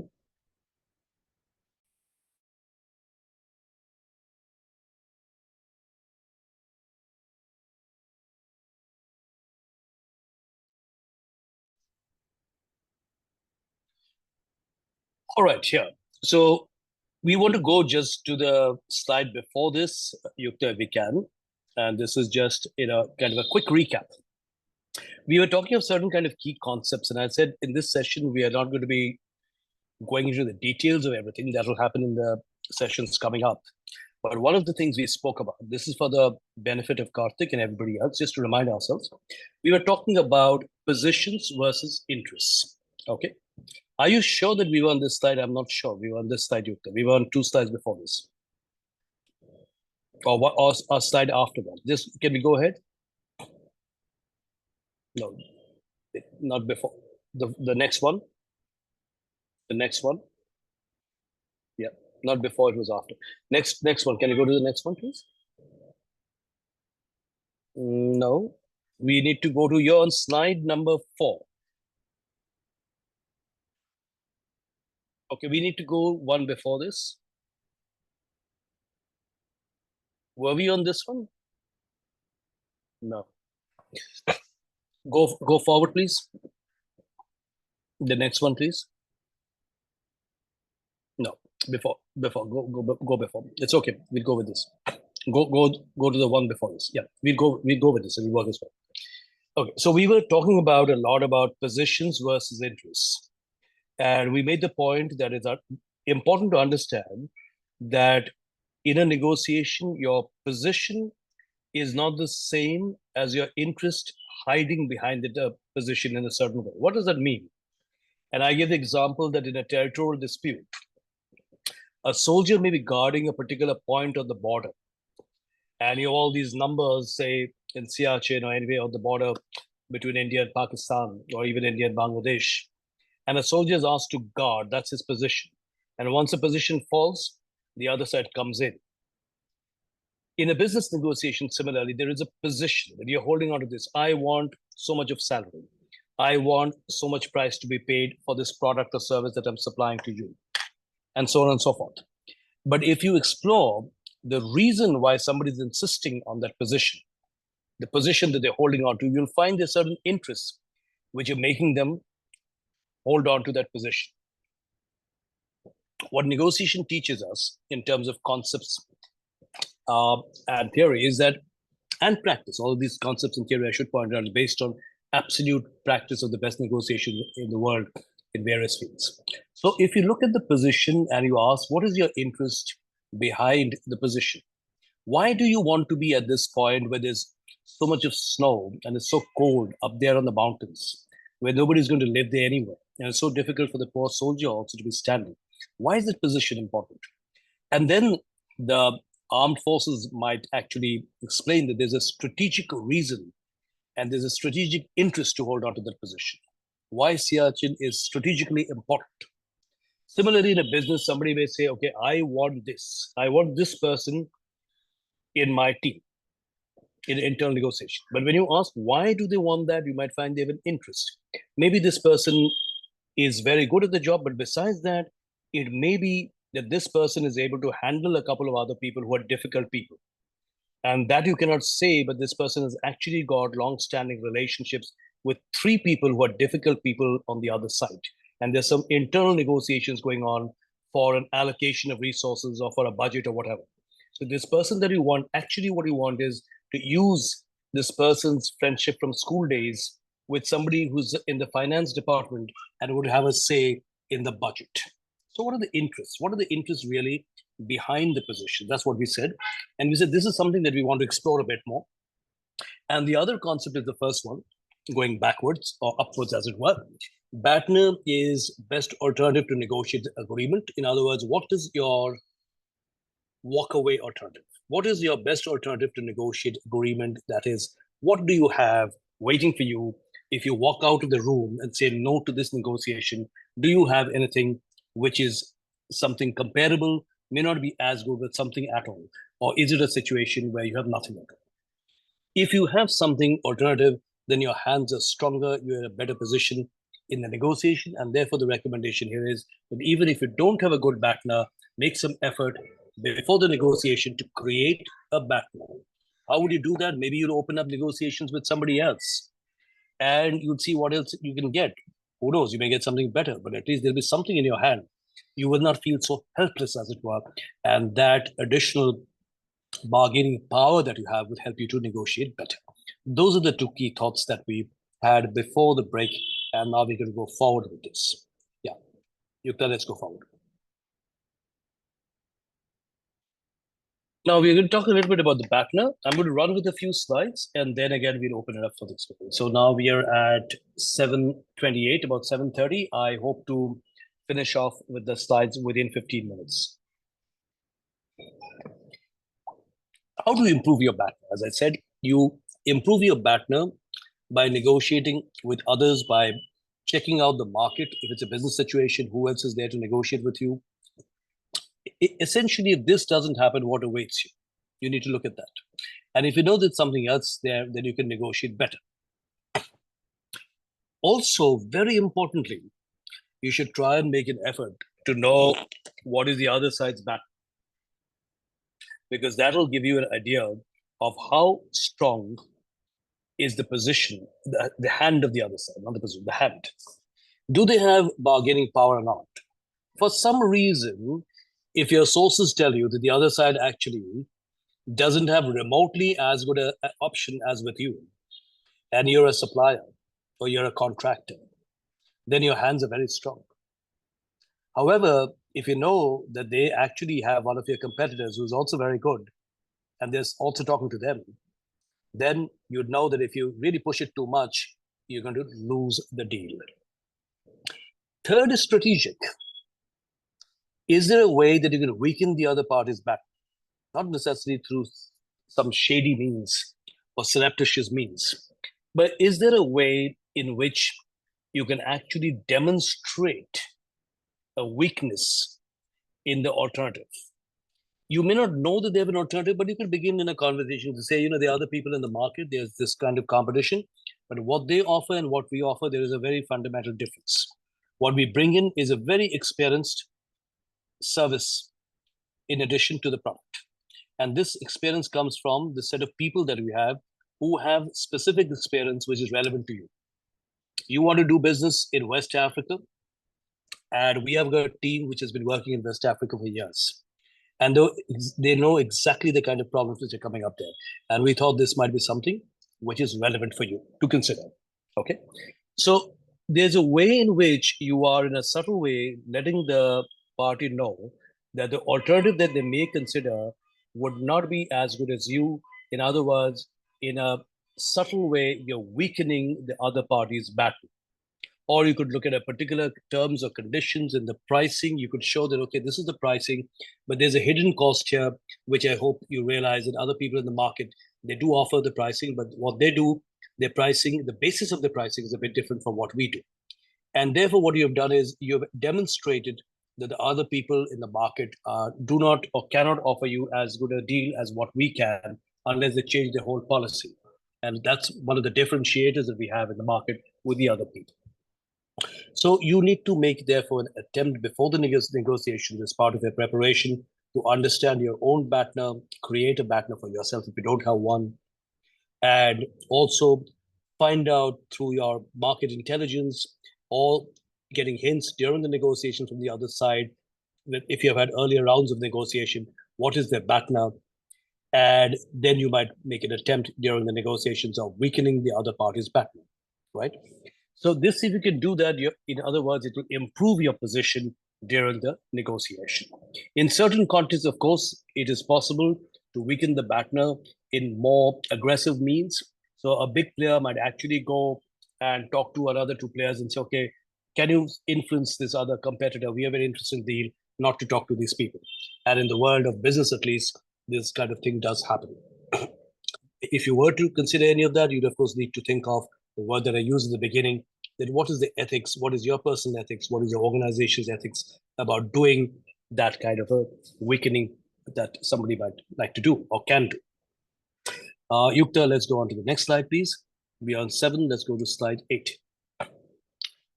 The next concept and related one is that what is your reservation price? In other words, there are certain things that you think about before walking away. So one is that you think of BATNA. If I walk away, what is my alternative? Whenever you think of the word BATNA, and if you forget what is BATNA, think of that A in BATNA, that is alternative. What is my alternative? So now you know your alternative, whether you have it or not, you know whether the other person has the alternative. We've just spoken about it in the last slide. Question now is that at what price do I walk out of the room? If I'm a buyer, I know that I'm not going to pay any price beyond this. It may be because I don't think this deserves a higher price, or maybe I don't have a budget. Maybe it deserves a good price, but I know that this is the maximum. I've got all my sources of funding and I've put it all together. And I know that you cannot go any more than that. The slide I can see no longer, Yukta. I can unfortunately see myself speaking. If you could just give me 1 minute, I think the Of course. laptop has gone to an update cell. Just give me a minute. Should we do something? Can you just take away the share and I can talk to people? And Anurag has got his hands up and we can come back to the slide. That'll be a better way of utilizing. Yeah, Anurag, you've got your hands up. Sign there. Please come in. Good evening, sir. Sir, my question is that, is there any kind of analytical or mapping tool available for the BATNA, or is it just experience-based skill for the different kind of cases? No, BATNA is an analytical tool. It is an analytical. I mean, that is the analysis that you need to actually create, that it is a framework that you increase your BATNA. But the question is, how do I increase my BATNA? Now, there'll be an analytical part to it, like in everything, there is thinking. But there's a practical side to it. That you need to actually, if you're in a business context, you have to open up negotiations, or that you need to track what are your other options. If it's a contractor, do you have other contractors? If you are trying to sell something to somebody, what are your other options to sell the same product or service? If you are in a diplomatic context, what is it that you're trying to get out of this deal? If it is to increase your security or strategic interest, what is the other way in which you can do that? right? So there is a reason why in diplomacy, China and Russia and India and US and Japan and Australia do certain things that they don't. In Europe, if you have Ukraine agreed or did not agree to some things because there's a reason. Russia did not agree to something, there's a reason. There's a NATO equation there. They don't want them to become part of NATO, not because of Ukraine necessarily, but because they think NATO forces would probably come closer to their border at a strategic point which they don't like. Yeah. So you need to actually think about that if this doesn't happen, if I cannot get close to you, who else can I get close to and serve the same purpose? Right? So there is that analysis to understand what is your interest and then open up what are other possibilities. But this, I would say, it is not just analysis. It's a question, it's a practical thing. You've got to create an alternative. The analytic part would be in unraveling, opening up the box and thinking, actually, what kind of an alternative? Sometimes the alternative may be playing around with the terms and conditions. That I create an alternative where my essential concern is taken care of, although on the surface it may not look like a less, less valuable alternative, yet it could take care of my concern. But to answer your question simply, it is part of the analytical framework for negotiations, but the act or the process of creating a BATNA is very practical. It essentially means you need to create an alternative. If you're a school boy, you want to be friends with somebody whom you really want to be friends with, and that somebody is not interested in being friends with you, you look for another friend. And you can still go to the same movie, you can play the same game. Maybe this friend doesn't live in the same neighborhood. In the evening, you can't play, but you can do a whole lot of other things because maybe you can find a friend who lives in the next neighborhood and it takes 15 minutes by bus. Great. So, it's a question of creating alternatives. Yeah. Thank you, sir. Yeah. Anybody else? Have you solved the problem? Yeah. Okay, so let's go back to this slide. So I should show you that before we begin, the part of the session where you'll be relating it to your experiences, I will definitely make time to take any questions that you have or anything that you have to comment on based on the slides. But I'm just going to request your patience for about probably now less than 10 minutes to just finish up the slides and to just put in some of the concepts together. Yeah. So let's go on to, I think you're on slide number 8.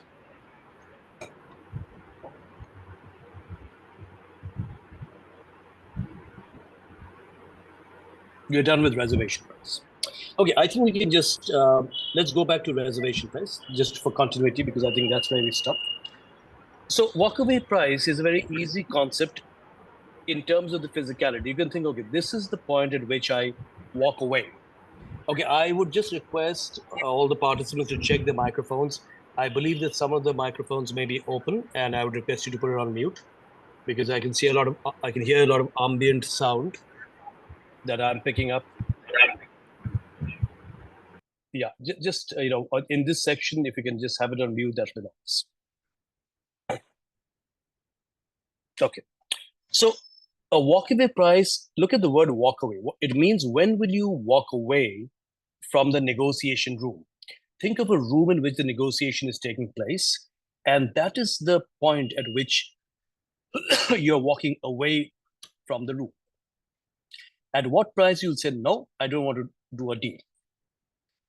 In other words, just a second before that or the minute before that, you'd have reached the least favorable point in the negotiations, the least favorable for you. You say, oh, this is not going in the right way.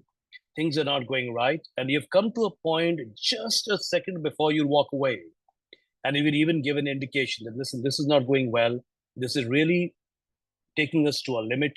If you're not able to create something beyond this, we'll have to walk away. However, before you walk out, you think of bullet point 3 and that acronym, BATNA, best alternative to a negotiated agreement. You are negotiating for an agreement. And that's your last A in that acronym, negotiated agreement. If that fails, you have the first A in the acronym, right after B, and that's your alternative. You need to think that, do I have an alternative? Before I walk away, bullet point 1, I need to think of the alternative in BATNA. So walkaway price is what is one of the things that I need to think about before I walk away. Okay. the deal is not only about money. So I can come into a deal thinking about, okay, this is the price I'll walk away. But supposing the other negotiator works cooperatively with me, and we have been insisting in this session before the break that this should be seen as group decision making. Negotiations are nothing but group decision making. We work together with the other side in creating options which are good for both the sides. It is not a quarrel. It is not a fight. It is not that I tear away everything from you and make you feel terrible, because that will not sustain. I want you to feel as happy as with me as I will. And that's a good negotiation. So if during the negotiation, somebody tells me something else about the deal, which is very good for me, which gives me some benefit, that is a clear benefit, then I could actually consider options other than price. And then I may not walk away, even if in terms of price, I have, let's assume, reached the price point which is least favorable to me, or maybe a slight lessening of that by a certain percentage point, because the other benefit now being promised by the opposite side is really, really beneficial to me. Next slide, please, Yukta. Therefore, we need to think about, with a piece of pen and paper when we do this, what is the range within which the price negotiation and other points can happen? There is a maximum beyond which the buyer will not. I'm going to use the example of buyer and seller in a generic sense. In other contexts, that will not be buyer and seller, it will be two parties. Say, as we said, in the diplomatic context or in some other context. Now, with the buyer and seller, the buyer will not pay beyond the price. The seller will not sell below a price. If there's a big gap between the two, you cannot have an agreement. If there's an intersection between the two, then there's a zone of agreement. And that's your ZOPA, zone of possible agreement. This will become clearer in the sessions coming up when we take on specific examples, and we'll see how that works. So essentially, if your maximum price is this, that you're ready to pay, right? But below that, if you go, you're happy.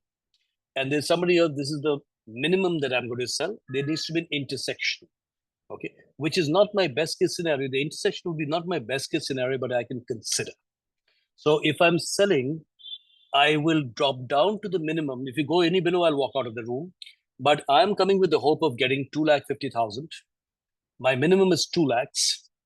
If you're in the range of 2 to 2.5, I'll talk to you. But if you go below 2, I won't talk to you. And the buyer says, well, I really don't want to pay anything more than 2.25. If pushed really and things seem really good, I'm buying a property. Nobody gets a property at 2.25 lakhs. Let's make it close. I can go up to 2.5. So then we know between 2.25 and 2.5, there is a zone in which you can negotiate. The buyer will try to push you down. The seller will try to push you up. And maybe you close the deal at somewhere around 2.4, which is acceptable to both the sides, may not be the best. So therefore, the zone of possible agreement is a zone where both parties can talk to each other. However, if there is no intersection between the two, then nothing can happen. If somebody says, I will not pay anything more than 2 crores, and other person says, well, I will not sell below 2.5 crores, then there is nothing that you can do. Anil Bhatnagar tells me directly, just a suggestion. What is a suggestion, Anil? Is it on chat? Anil, you can speak up. I'm always very transparent with everything. I said that in this slide, you can make a Venn diagram also. No, I wouldn't do a Venn diagram now because we don't want to get diagrammatic. So the zone of consideration, which is overlapping with each other. Yeah, so, we will not do it now simply because in this session, we're not going into the details beyond just touching upon the main concepts. In the 5 sessions. One more thing is there, that walk away can be used as a strategy also to bring pressure on the other party to agree to our terms. Yes, okay. All right. We have to take a note of it. Okay. So let's go to the next slide, please. Interests. We've spoken about this earlier in this session, again, to underline that. Your interest in a negotiation, what are your interests? What interests are what you really care about and what is at stake? And that is not immediately necessarily apparent right on the surface. That comes through the discussion. Every negotiation is a conversation in a certain sense. And the conversation, the discussion that you have between the two sides, that will actually unravel, open up, and give you an idea or what is really at stake, what are the real interests. And you need to work hard to understand that. It will not necessarily always be spelled out in clear terms or written down in the documents that you're looking at. And that's where a skillful negotiator is able to understand the real interests and work with that. And an average negotiator, a run-of-the-mill negotiator, will just with the positions or whatever I stated. And that's where negotiations involve an understanding of the emotions, the ethics, the body language, the facial expression, the overall business context, the homework to understand the context of business or otherwise whenever this is happening, the diplomatic context or the legal context, before you understand what is the real interest there. This is a quote which I thought was particularly relevant here, and this is from the great Socrates. Know thyself and know thy counterpart. This is the core of deal making.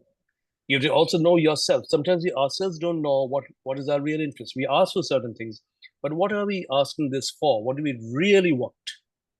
And also for the other side, what do they really want? And that real want or that real worry or concern is the interest that we are talking about. And if you understand that, you will be able to do much better at the negotiations. Next slide, please.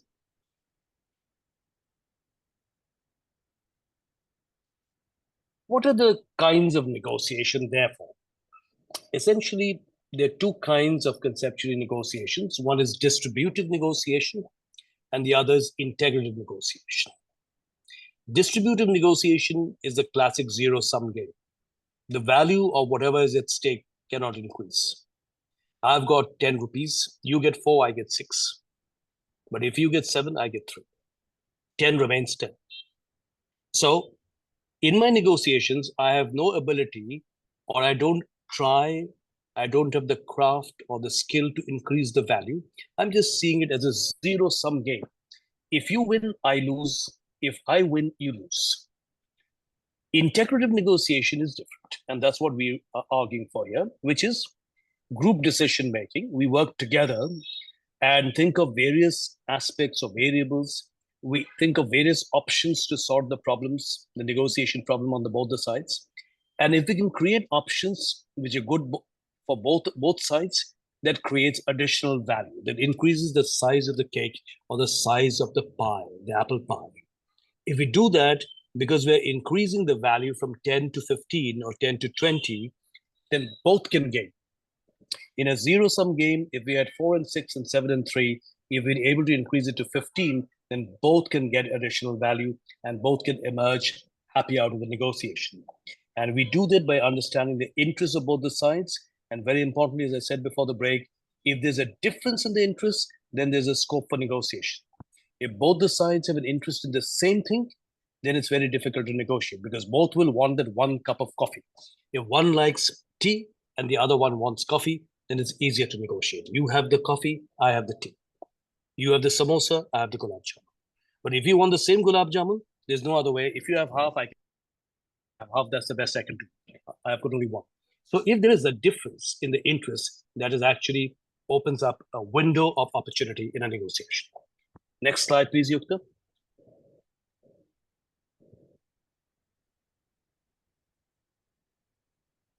We began by saying this, that we need to understand the negotiation problem, frame it from both the sides' point of view. The negotiation problem from our point of view, the negotiation problem from the other side's point of view. And therefore, that is what we need to check at the end. Have we solved the negotiation problem? Is that problem sorted out or not by whatever we have decided? Next slide. I think we are nearing the end, hopefully. Your basic negotiation problem. By the choice of agreement or no agreement, how can you best advance the full set of your interests relative to your partner? These are your interests. You know what is awaiting you outside the room, your alternative. How can you best meet your interests? That is what you're trying to solve. So you define your interests and say, okay, solution for that problem, if it's a problem, if it's a concern, meeting that concern, if it's a desire or a wish list, you want to get something, it's actually meeting that wish list. That's what you're trying to do during the course of the negotiation. The next slide, please. Similarly, their basic negotiation problem, by the choice of agreement or no agreement, how can you best advance the full set of your interests relative to your back? No agreement means you have to go for the alternative, walk out of the room. Agreement means you've been able to sort it in the best way, because if you go out, you cannot find a better solution. That's what we're talking about. And you work together by looking at it from both those points of view. The next one, please. We have spoken about distributive negotiation and integrative negotiation. Integrative is where you're increasing the size of the apple pie or the size of the cake. In an integrative negotiation, you need to change very clearly in your mind the approach which is born out of positions, just thinking about positions. You need to move into an approach where you're thinking of the interests and what are the different options of decision making that will take care of both the interests. And that would give you integrative negotiation. Next slide, please.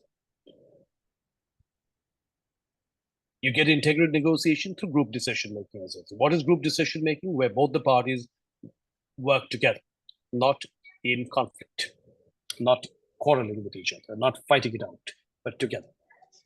And you think of options which create more value for each party, each side. The next one.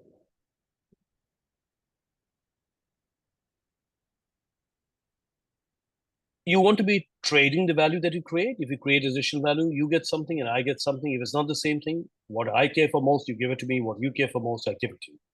So in integrative negotiations, there's a lot of those processes. We think of options where each party can give something and in return get something. Usually you give something that is less valuable to you and more valuable to the other side. And you try to get something which is extremely valuable to you, but not so valuable to the other side. So in other words, if there's a difference in your interests, there is a scope for negotiation.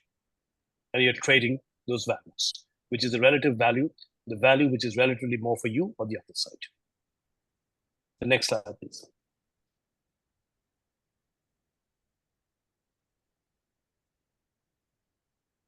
Yukta?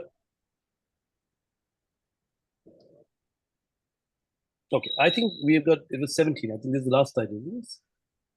I think we're done. We're almost done. 17. Yeah, okay, let's come back to it. Yeah, thank you. Yeah, thank you. Yeah. Okay. Right. So let's come back. We'll come back to the room now.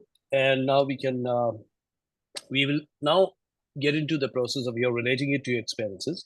But before that, let's spend a couple of minutes, about roughly 10 to 8 minutes to 8, whatever. Do you have any questions? I would encourage the people who haven't spoken to actually participate. Otherwise, what happens in this kind of a session, we just get to hear a few people and the others don't get to speak, and that is not so nice.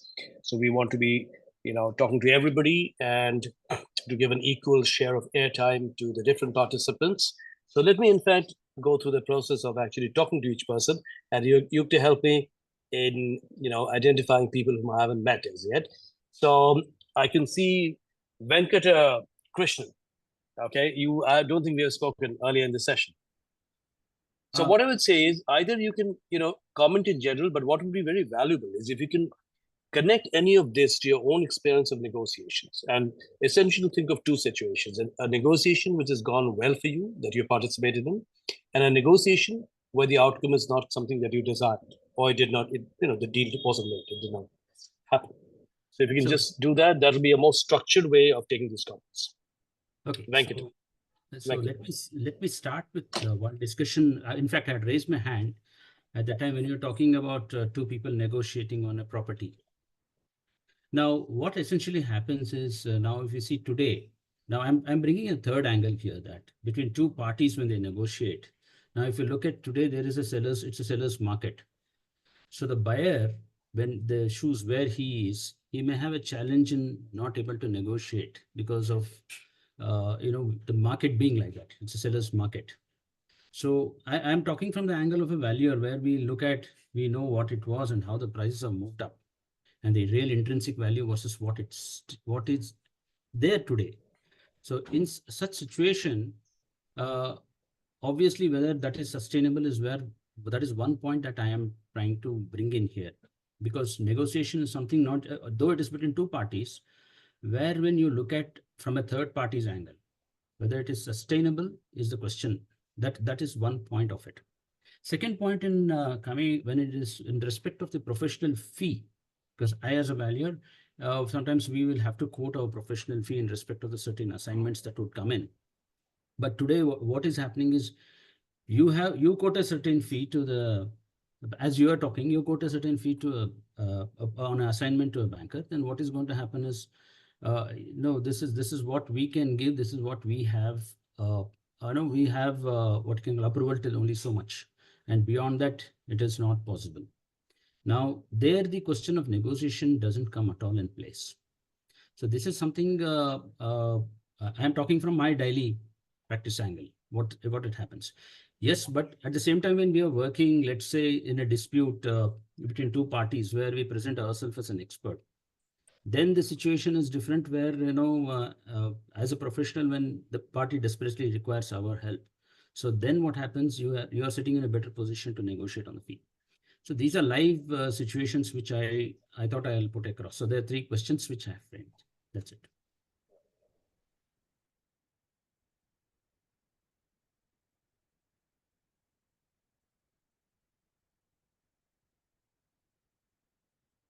Give me a second. Just 1 second, please. Yeah. I was not being able to see you there. Yeah. No, those are the very good interventions, and it's good to see the different contexts. So what I'll do is I'm just making notes of the different interventions, so we have time for others to also speak up. Otherwise, one thread goes on for a long time, and the others don't get a chance. So, but I have made a note of it. You made 2 points, as I say. Correct me if I'm wrong before I move on to, and I'll come back to you. You said about the sustainability of negotiating, extremely important point, and that's what is group decision making. The term is less important. The term is something that you will probably hear some which you haven't, sometimes you have. But the important idea is one, that you come out of the negotiation, both sides being happy. And that's a sustainable negotiation. If you really push the other person too much, and the person is very unhappy or is not able to really take that, then it'll sooner or later it'll come up for review again and will not happen. So whether it's a price or whether it's on some other basis, sustainability of a negotiation, the point that you make is very important, and I completely agree with you. The fee negotiation, again, I think it brings up the point that you made about certain fees being there. I think that also brings in that in certain negotiations, certain things don't give you the degrees of freedom. They're already structured. It may be a legal framework, or it may be a market situation. Somebody may not have the mandate to negotiate a fee, or there may be a rate list already done, right? So those are situations that you're not able to do it. But the learning from what we're talking about would be that, okay, you may not be able to get the fee, but is there something else that you could get? I've been an individual professional also. I've been in the industry for many years, 15, 20 years. So some of the things would be that, okay, I'm not getting a better fee here. But maybe this could be the gateway for me to do many other things. I could meet a lot of other people. It could add to my credibility. It could add to my experience. So this may be a good thing to take up. So that's the kind of value that you might create. So somebody on the other side can say, okay, Mr. Venkatakrishnan, we do realize that we cannot offer you a lot on this, but these are the kind of things that we're doing. We're doing all, and the sort of the standard arguments. Somebody say, we'll give you volume during the year. We can't give you the rent. But so there could be other points on which you could negotiate. Yeah? So that's the whole point, is how do you open it up and see what else? If you don't get one, can you bring in other things into it which could be beneficial? That's the whole, I think, the basic point that is being done. Okay, so let's look at and also talk to people, somebody else. I saw him, I could see Advocate Himangi, and Himangi is from the legal profession, which is interesting. It's a different context. We heard about plea bargaining earlier, and that was the other example. So it'll be good to sort of, there's a National Law School, Mumbai, so it'll be good to sort of look at some legal examples for all of us to learn from. So Himangi, would you like to bring in some example that is, from your own work area? Again, something which has gone well and something which has not gone well. And, it doesn't have to be very structured necessarily. You can share your thoughts in any way that you feel comfortable. So just now, Mr. Venkatakrishnan was also talking about the professional fees, the negotiations on professional fees. When someone is coming to me, I am also experiencing such type of things that the people are not ready to give that much what we are quoting, or some negotiation takes place at that particular time. It is my part that I am now doing that. I have to explain them that how much efforts I have to take and how much time it is going to take. And still, if he is not, the client is not ready to settle that down at that particular time, then I am giving them options of installment payments or stages-wise payments. At that time, many a times the client is ready to pay that particular fees. This is one thing. Another thing, at the time of handling the matters, even in matrimony, in one of the cases, in case of divorce, especially when the husband was not ready to give divorce, or he was ready to give the divorce, but he was not ready to give particular amount as a compensation or maintenance or permanent alternative alimony amount. At that time also we had negotiated with him and tried to convince him that once you are free from this particular state, then you can free to live the life happily or as per your choices. Such type of negotiations are taking place, sir. Very good examples. These, of course, most of us, unfortunately, would know people who have gone through divorces. And this is exactly what happens. It's the amount that you're ready to pay. And how do you convince that there are other advantages to that? Not easy. A divorce is always very difficult, of course. So these are very good examples. And the first one also, I think, is again a demonstration of what we're talking about, is that there's a fee that somebody is not ready to pay or is not willing to pay, even if they have the budget. And what do? You actually tell them another way of doing it. You structure it differently. And by simply giving a different payment plan, the person becomes much more ready. Because maybe that person's problem is not with your rate, and that's related to what we're talking about. The person's problem is not related to the rate, maybe. It is related to actually a cash flow issue. Or maybe they want to see a demonstration of your work as they go along, and they feel more comfortable. So that is the difference between the position and interest. They may not actually, if you look at it, they may not actually be questioning your effort or the time, but it may be a payment issue.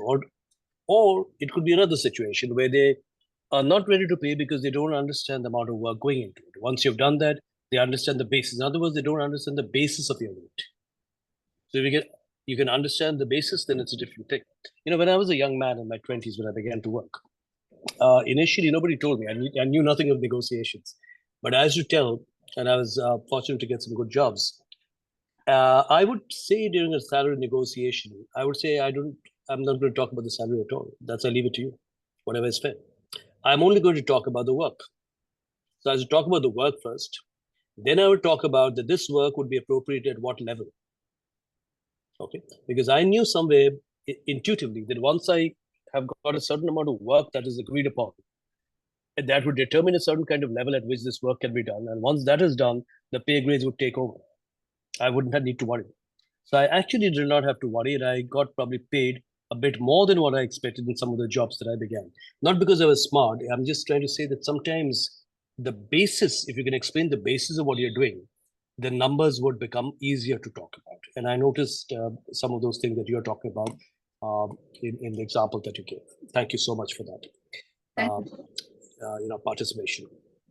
Let's, Yukta, I want to be talking to the others also. I can see, as usual, only 8 people for some reason. Maybe that's how it is. Maybe the videos are over. Tanay, you did speak, right? You did you have a chance to participate in the session? I haven't spoken till now. You haven't. So then that is wonderful, because I see you on the screen and you haven't spoken, which makes my life a little easier than if you were not there at the screen. So please go ahead. And it'll be nice, if you just, when you're saying this, all of you, if you just say which line of work that you're coming from, what do you do? Because then all of us can relate to it. Like Venkatakrishna, I was wondering initially, the moment he's a valuer, I knew what he was talking about. Hemangi, she said, divorce, I know, okay, she is a better person now. So that makes it more interesting. Yeah. So please go ahead. Yeah. Correct. So, unlike many of the people here, I'm not a working professional yet. I'm a final year law student at GLC Mumbai, and that's why. And my experience, I can relate some negotiation experience. I think it all comes through everybody in their younger days of life. I can relate one experience where we had to negotiate. Since we are students, we work in different committees in our college, and we had to negotiate with the college staff. We had to negotiate with the principal. One of the interesting examples of this is post-COVID. I was working in the Model United Nations Society. Post-COVID, ours was one of the first MUN conferences in India to organize an offline conference. And that's when we faced the problem of logistics. We had no dustbins, we had no hand washes, we had several problems we had to face, cleaner washrooms, everything. So at that time, we negotiated with our college faculties accordingly. Then they came up with counter proposals with regards to finances, because finances was a big crunch, and all governmental institutions had not smoothed their finances until that time. This is back in early in 2022. So we talked with them, we managed with them. So the counter proposals happened, and eventually under the guise of telling them of a few factors like which we brought in about the college's reputation, our committee, how creates an impact throughout Mumbai, throughout India as such. Through these 2 or 3 lines of argument, we finally found our way, and then we could favor us in terms of all the logistic support which we needed from our college at that time. Fantastic, fantastic. I'm making a note of what you're saying. I also identify with you, having been a professor for long years. So students, I love talking to students, and you're the kind of people that you meet, amongst the students. They teach you a lot. So, one thing that I noticed from the example, see what was happening in the negotiations, and that again connects to what we're talking about. Initially, post-COVID, difficult arrangement, negotiations with faculty, internal, and we could make it into a large negotiation for a corporation or the governments. Same principles would apply. Initially, it was about finance, but at a certain point, the person on the other side, which is the faculty, is thinking, okay, I need to create a budget and provide this, and I don't have a budget for this, because this is just a post-COVID conference. At some point, one of you did the smart thing. You changed the frame of the discussion. That's the important concept of framing. You made it a conversation not about conference and financing of conference. You made it a discussion about reputation and branding.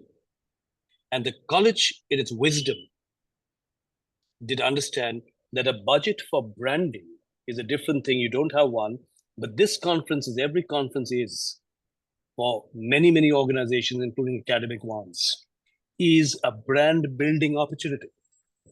It's a reputational opportunity.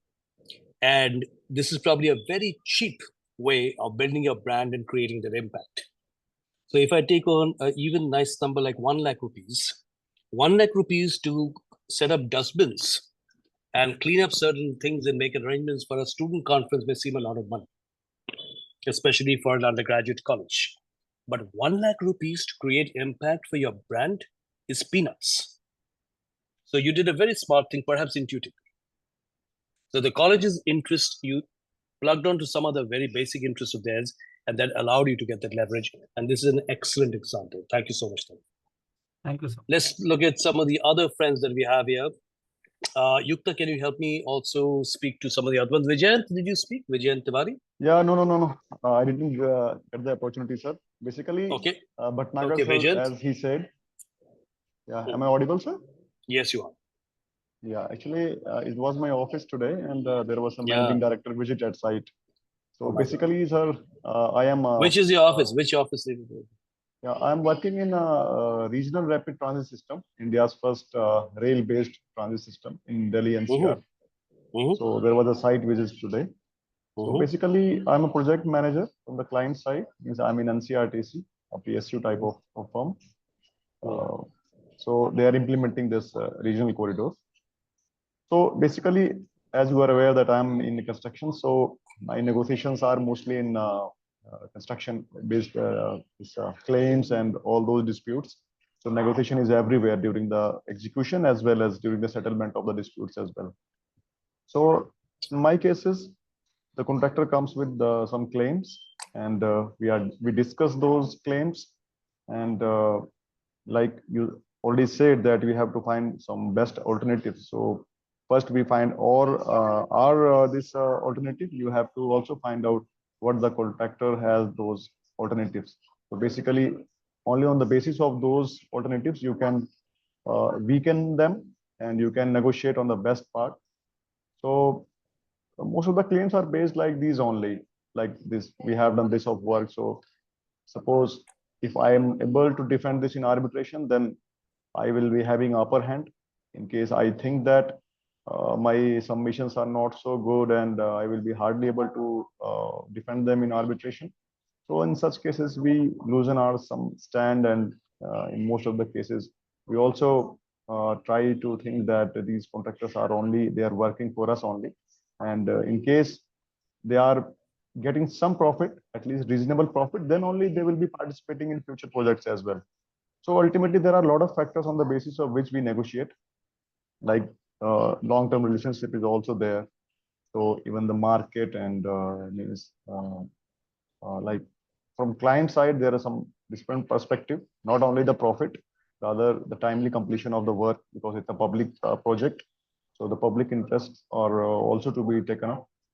And as far as contractor side is concerned, they also think that if the client is happy, we have better relations, then we will also getting a lot of works. So these negotiations go on day by day. I think daily basis we are negotiating on some or other topic. Very good example again. One or two questions that I have for you, which is very quickly the most difficult negotiation you've been part of, and what was the difficulty? Yeah, basically, again, I'm going into the issues which these PSUs or government department faces. I know that the rate or the claim amount that is being asked by the contractor is genuine. I know that. This is the rate, basically the market rate on which the contractor is negotiating. But due to some lower rates already quoted by some other agency or some different department on a very similar work, you know that this is genuine, but you can't give them because you already have on record that this particular work was done by some other contractor on the lower rate. So that becomes very difficult because you are negotiating on a rate which is basically not feasible or not some genuine in my case. So in those cases, it becomes very difficult. I want to give those rates, those claims, those amount, but again, the position, it is not allowing to do that. So 2 or 3 cases are there that the same in project also that I can discuss. Right. So just because this is an interesting extent, that before I go on to the next person, I was just wondering, maybe we'll talk about it in some other session.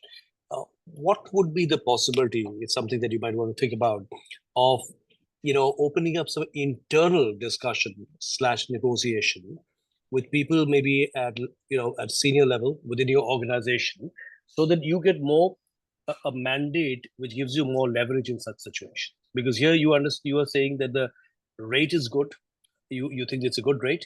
However, the problem is there's precedence that people have worked in the lower rates. However, you're not being able to do work with the best person you think who can do the job, because the structure and the internal rules, as it were, has framed it in a way that you don't have any leverage in this situation. So you may not have the mandate as a project manager, but I would imagine, like in most organizations, they'd be at some level. So I don't know whether that's at your board level or at the executive level next to the board or middle management. Somebody might have the mandate, if not to carte blanche change it, might be able to set up some kind of a committee, or however your organization will as a committee, because in the government a lot of committees work. But they might do a study group or a couple of weeks. So today, take a look at this. If you were to just flag off this problem, if it's a continuing problem, and what that will do is you'll have to then go and do internal negotiations. Some of your colleagues will say, no, there's an old standing rule for the last 20 years, we can't do this, or last 3.5 years, whatever the case may be. And some of the others will say, yes, it is a problem. And you might suddenly find a lot of other people would have similar problems in other project managers, other things. And suddenly somebody would say, okay, let's then take a relook at this. What we need to probably go and get an authorization from a higher authority, at whichever level that might be, executive authority. And it might actually bring in some kind of a change. You may be completely unsuccessful in this kind of a situation, but I've always believed you have a choice in life, either to accept the status quo and be comfortable, or to shake it up a bit and try to do better. Sometimes it cuts you in the wrong way, but that could be some way of doing it. Yeah? But that also would be internal example of internal opening up an internal negotiation. Exactly. Okay, so Yukta, it's about 8:15. I would like to open up other things. Is there anybody 8:30? Who are the other people who haven't spoken and we haven't met at all? Is there anybody? Can you volunteer? Anybody who hasn't? Mukta, I saw Mukta earlier on the screen. I think I did. Yeah. And who else? Who else is it? Just a moment, Mukta. Who else? And hello to your son or daughter there. I can see your It's my child there. son. It's Your my son. son, So sir. hello. It's my son. It's your hello. So you have to negotiate that he'll allow you to join this if only he can come on. It's more or less the kind of Yeah, thing that yeah. I'm going through also at the same moment. I've tried to put up some barriers around, which didn't work too well for me. Okay, so Yukta, anybody else that we haven't met? Yeah, there are quite few students there, but I'll try to send them if they could. Okay, so I think what you can tell is this: we will speak to 3 more persons.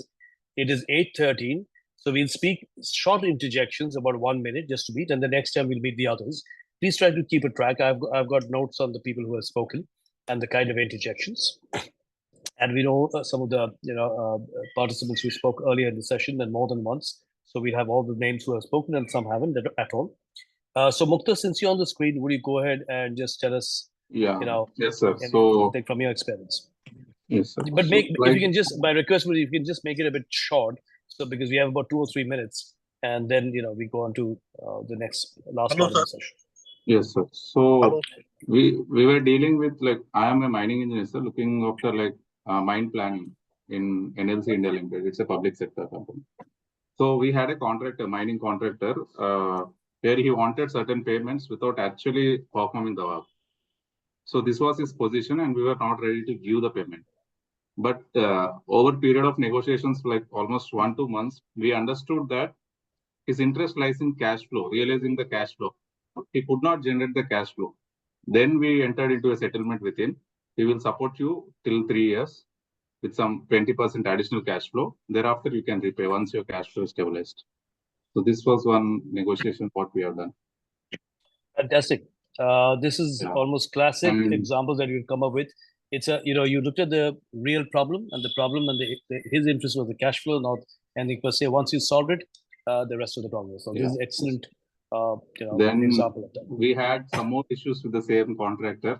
So there were some petty issues of 30 lakhs, 40 lakhs. Finally, on a face-to-face, like across the table, we told him our arbitration costs would be higher than what you are asking for. So then the contractor has dropped most of the issues.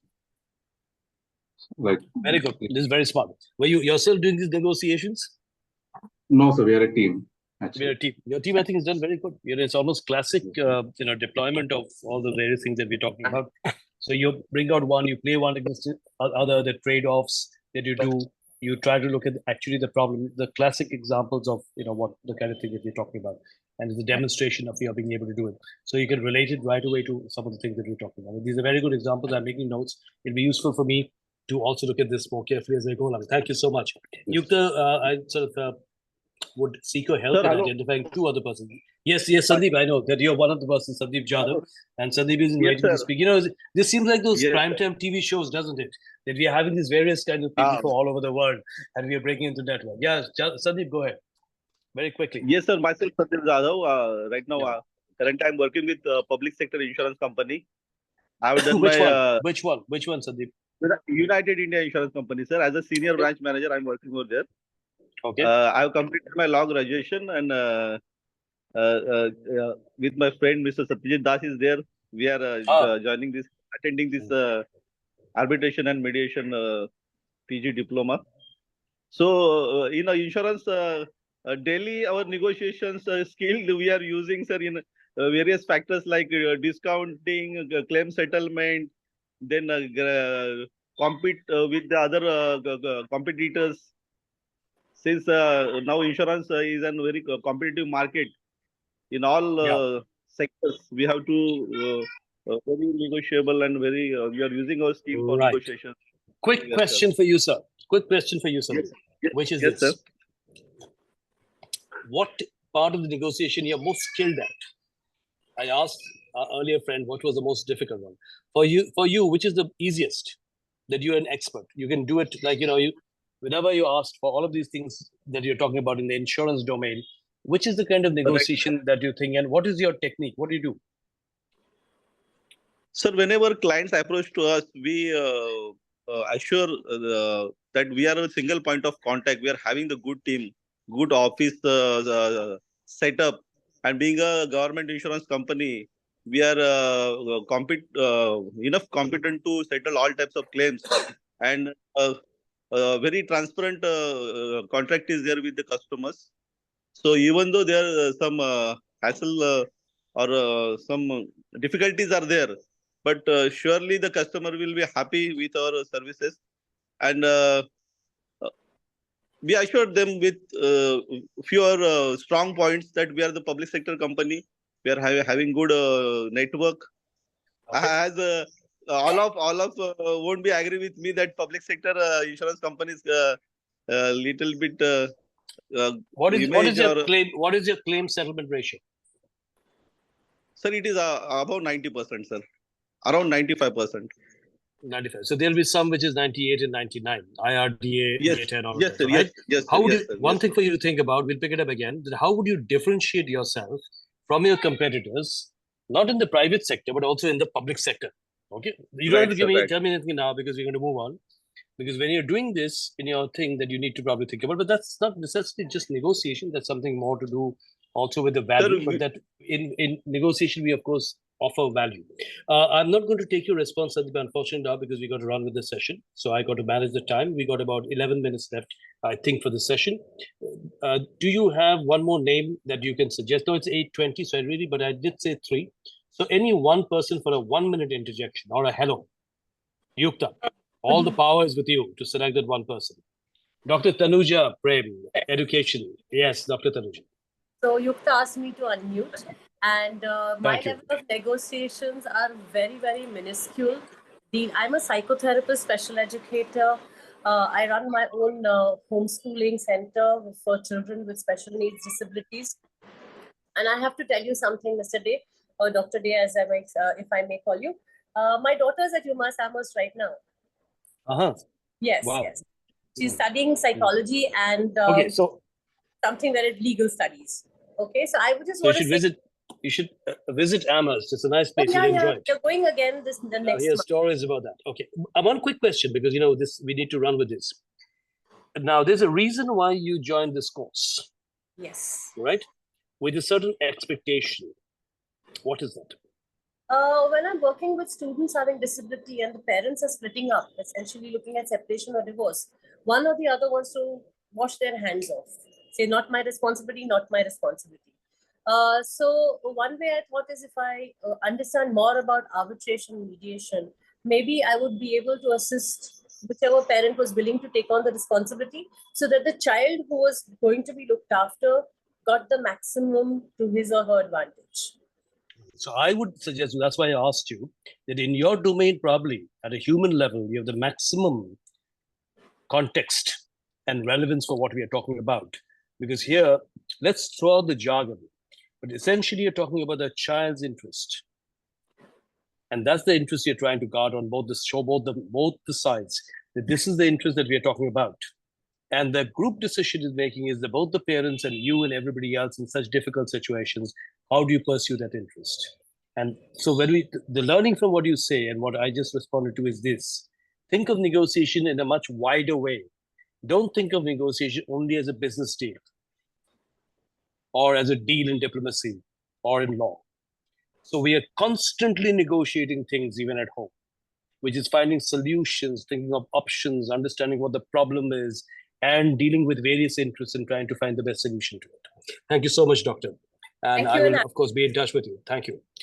I'm going to finish off this session, ladies and gentlemen, for the last about 7 minutes. And I hope to do it before time, which is about at least 1 minute before. I never like to extend my sessions. I think the network took away the first minute of the session, and I joined probably at 5:32 rather than 5:31. I told you that we're going to talk about what are the typical mistakes that people make. We're going to elaborate on this, but these are the ones that I'm not using a whiteboard, no slides, nothing. One is we don't think of the other side. What are the other side's problems? The problem is not only yours, you have to understand the problem with the other side, otherwise you won't solve your problem. It will not be a sustainable negotiation, as somebody here spoke about. I think our friend who is the valuation expert here, which is Venkatakrishnan, the word sustainable. If your negotiation is going to be sustainable, in what sense? If it is going to hold over time. There's certain deals or negotiations which hold over decades and certain ones which fall through in a couple of days. Then you need to understand the other side's problem. Second, Don't only think about price. Let not price bulldoze everything else. Price is important, but not the only thing which is important. Don't let price brainwash you. Don't let price storm the negotiation. Third, I told you this earlier also. Don't let positions, we have spoken about positions and interests. Don't let positions be a bully. Don't let positions bully interests out of place. Let not interests just hide, bring them out into the open. Talk interests, not positions. Fourth, don't search too hard for what is common between the two sides. It's good to have a common ground, but if you are both have the same thing that you want, then there's nothing to negotiate. You want the same car, you want the same house, you want the same samosa or the jalebi, as I told you. If there's a difference, that's good news in a negotiation. You want the jalebi, I want the gulab jamun. Both want sweets. You take my gulab jamun, I don't want it, I like jalebi, and the other way around too for you too. So difference is good. Don't search too hard for common ground. Don't neglect the BATNA before you negotiate. That's your preparation, your alternative. What's your walkaway option? Be very clear in your mind. If you're not clear in your mind when you walk away, you might actually concede a lot. You might agree to a lot of things because of the charm or the persuasive power of the other side. You should be very clear in your mind before you've entered. This is where I stop. And in order to do that, you should also know what is awaiting you outside the door when you walk out. And lastly, don't fail to correct for bias. Somebody told us earlier in the session, there could be cognitive bias, and that was on the chat box. There could be various kinds of bias. There could be role bias. There could be different partisan perceptions. One of the ways of correcting for bias is do role plays. Put yourself in the position of the other person, even if you don't call it a role play. Try to see the world from the other person's point of view. Then you will not be so convinced that your point is actually the only point which is the right point. Your point of view is the only point of view which is true. The bias sometimes is on our own part. And similarly for the other side. We are very convinced that we are great. We are very convinced that we are right. We all, actually, I love saying this to myself, we all have a great impression of ourselves. And that's actually nothing but sometimes a bias towards ourselves. Not a good prescription for a good negotiation, because the negotiation is between two sides, not something that one side declares and then doesn't move. This brings me almost to the end of the session, but as I told you, it's 8:26. We'll finish at 8:30. So Yukta, we got 4 minutes to go, and we're going to use 2 minutes in doing the following. And that is, if a customer or the opponent or the other side in negotiation, don't see them as an opponent. You work together. But the person who is negotiating with you, if that person is very rigid, doesn't want to move, then what do you need to do? A couple of things here. We're just going to go 2 minutes. One is your preparation, your walkaway, your alternatives. You need to increase the number of things that you're talking about. Our friend earlier told us about thinking about the cash flow. Another friend of ours here told us about thinking of installments. Think of what are the other things that you can bring into the equation when you're talking of this. Don't go just on one point. A one-point negotiation would usually lead to difficulty and no resolution of difficulty. You need to bring in other variables as well. When you're under attack and somebody is almost abusing you, if you can keep your patience and do your pranayama and keep quiet and listen, you'll hear a lot of things which will give you an insight into their real concerns and their real interests. Many issues happen. You need to keep track of the notes. Otherwise, new issues can come up. You need to keep track of what is being discussed, summarize from point to point, tell them, okay, this is where we reached now, what it is. So at some point, you can say, all right, I've heard you for half an hour, but I believe these are the two things really that we need to sort. When the person is also calmed down, let them air their grievances. Make sure that when you're doing this, don't give away too much. You need to think about whom you're representing, your organization, and what are their needs. In other words, what is your reservation price, either actually financially or in terms of terms and conditions. So you need to know that what are your company's needs and don't give them away. You should not commit to a solution without understanding the full ramifications. Don't commit too early. You can say, I'm going to come back to you. If you don't have the mandate, or even if you do, you should understand how it's going to work for both the sides, for everybody before you commit. Don't commit too early. In negotiations, don't think that you need to do it, wrap it up very quickly, and you're a smarter negotiator if you've done it in 5 minutes. You need to take time. if you take a bit of time, you might actually have a more sustainable and a better negotiation outcome. Okay. And when you do the sequence of issues, there's a sequence you need to think about. The most difficult issue, don't take it up first. Take it up at the end. Sometimes we take up the most difficult issue, and nothing happens, we walk out. Take it up at the end, after you build some confidence and trust and have sorted out the smaller ones. And then slowly, after your relationship is built a bit, some trust has been built, and things, you all think there's a momentum, things are working, then come on to the last one. Okay. Your own expectations, start high and concede slowly. Don't build up the other way around. Start with something small, ask, and keep on asking something more and more difficult. Okay, so it's good to start high and then slowly give and see where you reach. Okay, and don't be trapped by an emotional blackmail. Sometimes that happens too. So respect the other side, be ethical, respect them as human beings, but don't respect their emotions in a real good sense, but don't let them be emotionally be blackmailing you. It is 8:30. My time is over, but I'm happy to stay on for another 2-3 minutes or up to 5 if anybody wants to say anything. For those of you who don't have something to run away to, most of you will have at the end of a long day at 8:30. Anybody wants to comment, say anything, whatever. Sir, I'm Satyajit speaking. Yes, Satyajit. I've met you today. Yes. Right. Please go ahead. Sir, actually, during my service, we used to have negotiations with the unions and associations. Difficult so they come with their position, no strong position, but the real interest is something else. They want to put you down, put me down before their members. So what I used to do, they are leaders, no? So whenever they come, I will talk to them about their family, their education, etc. And sometimes during lunchtime, if they come, I will have lunch with them. So during meeting, they cannot put me down that way. So that is the tactics I used to use. That is the okay. Thank you so much. Yukta, is there anybody else who hasn't spoken who is raising a hand? Just check for them first. Anybody else? Sir, basically in negotiation... Yeah, just a moment. Mr. Bhattacharya, just a moment, please. Let me just check for anybody else who hasn't spoken. Yeah, Yukta, will you just check? Is there anybody else? Fully participated. I don't think anyone else is left. No, is anybody raising a hand? Because we have, 2 gentlemen who raised their hands, which is Yeah, Mr. Das and Mr. Bhattacharya. But since we met them earlier, is there anybody else? No, okay, no. All right. Yeah, Mr. Bhattacharya, please go.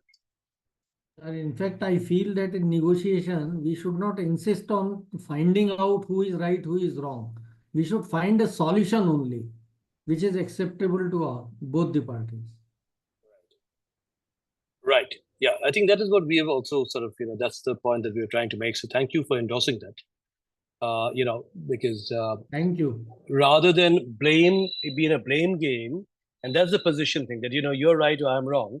If we can work together and try to, and that's the solution, that's the group decision making that we're talking about, that you find solutions which are good for both the sides. And it's possible to do it. Sometimes it may not, sometimes, as I said, then you have a war.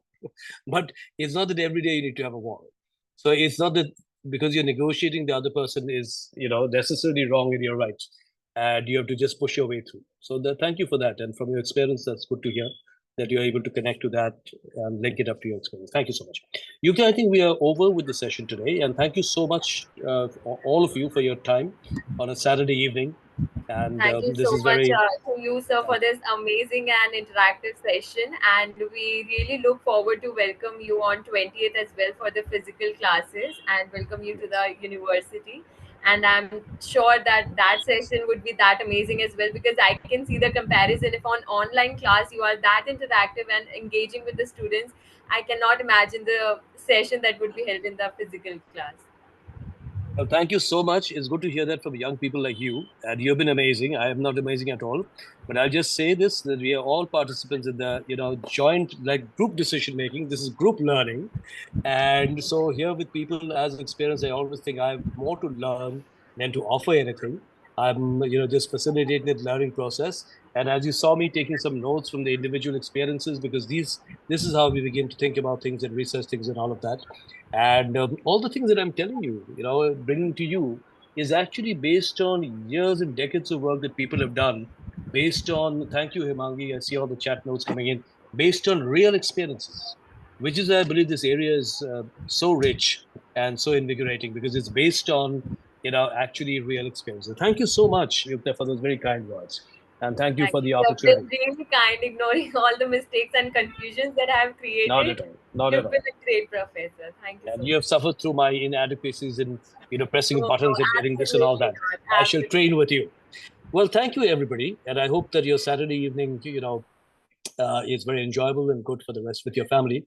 And for those of you who love to watch movies, you might consider watching a 60s Shami Kapoor movie, and you might have some fun with friends for the younger ones too. Sure, well, thank you so much. Sure, Sure, sir. Thank you. Thank you so much, sir. Thank you so much. Thank you, sir. Good night. Thank you, sir. Bye. Thank you. Thank you, sir.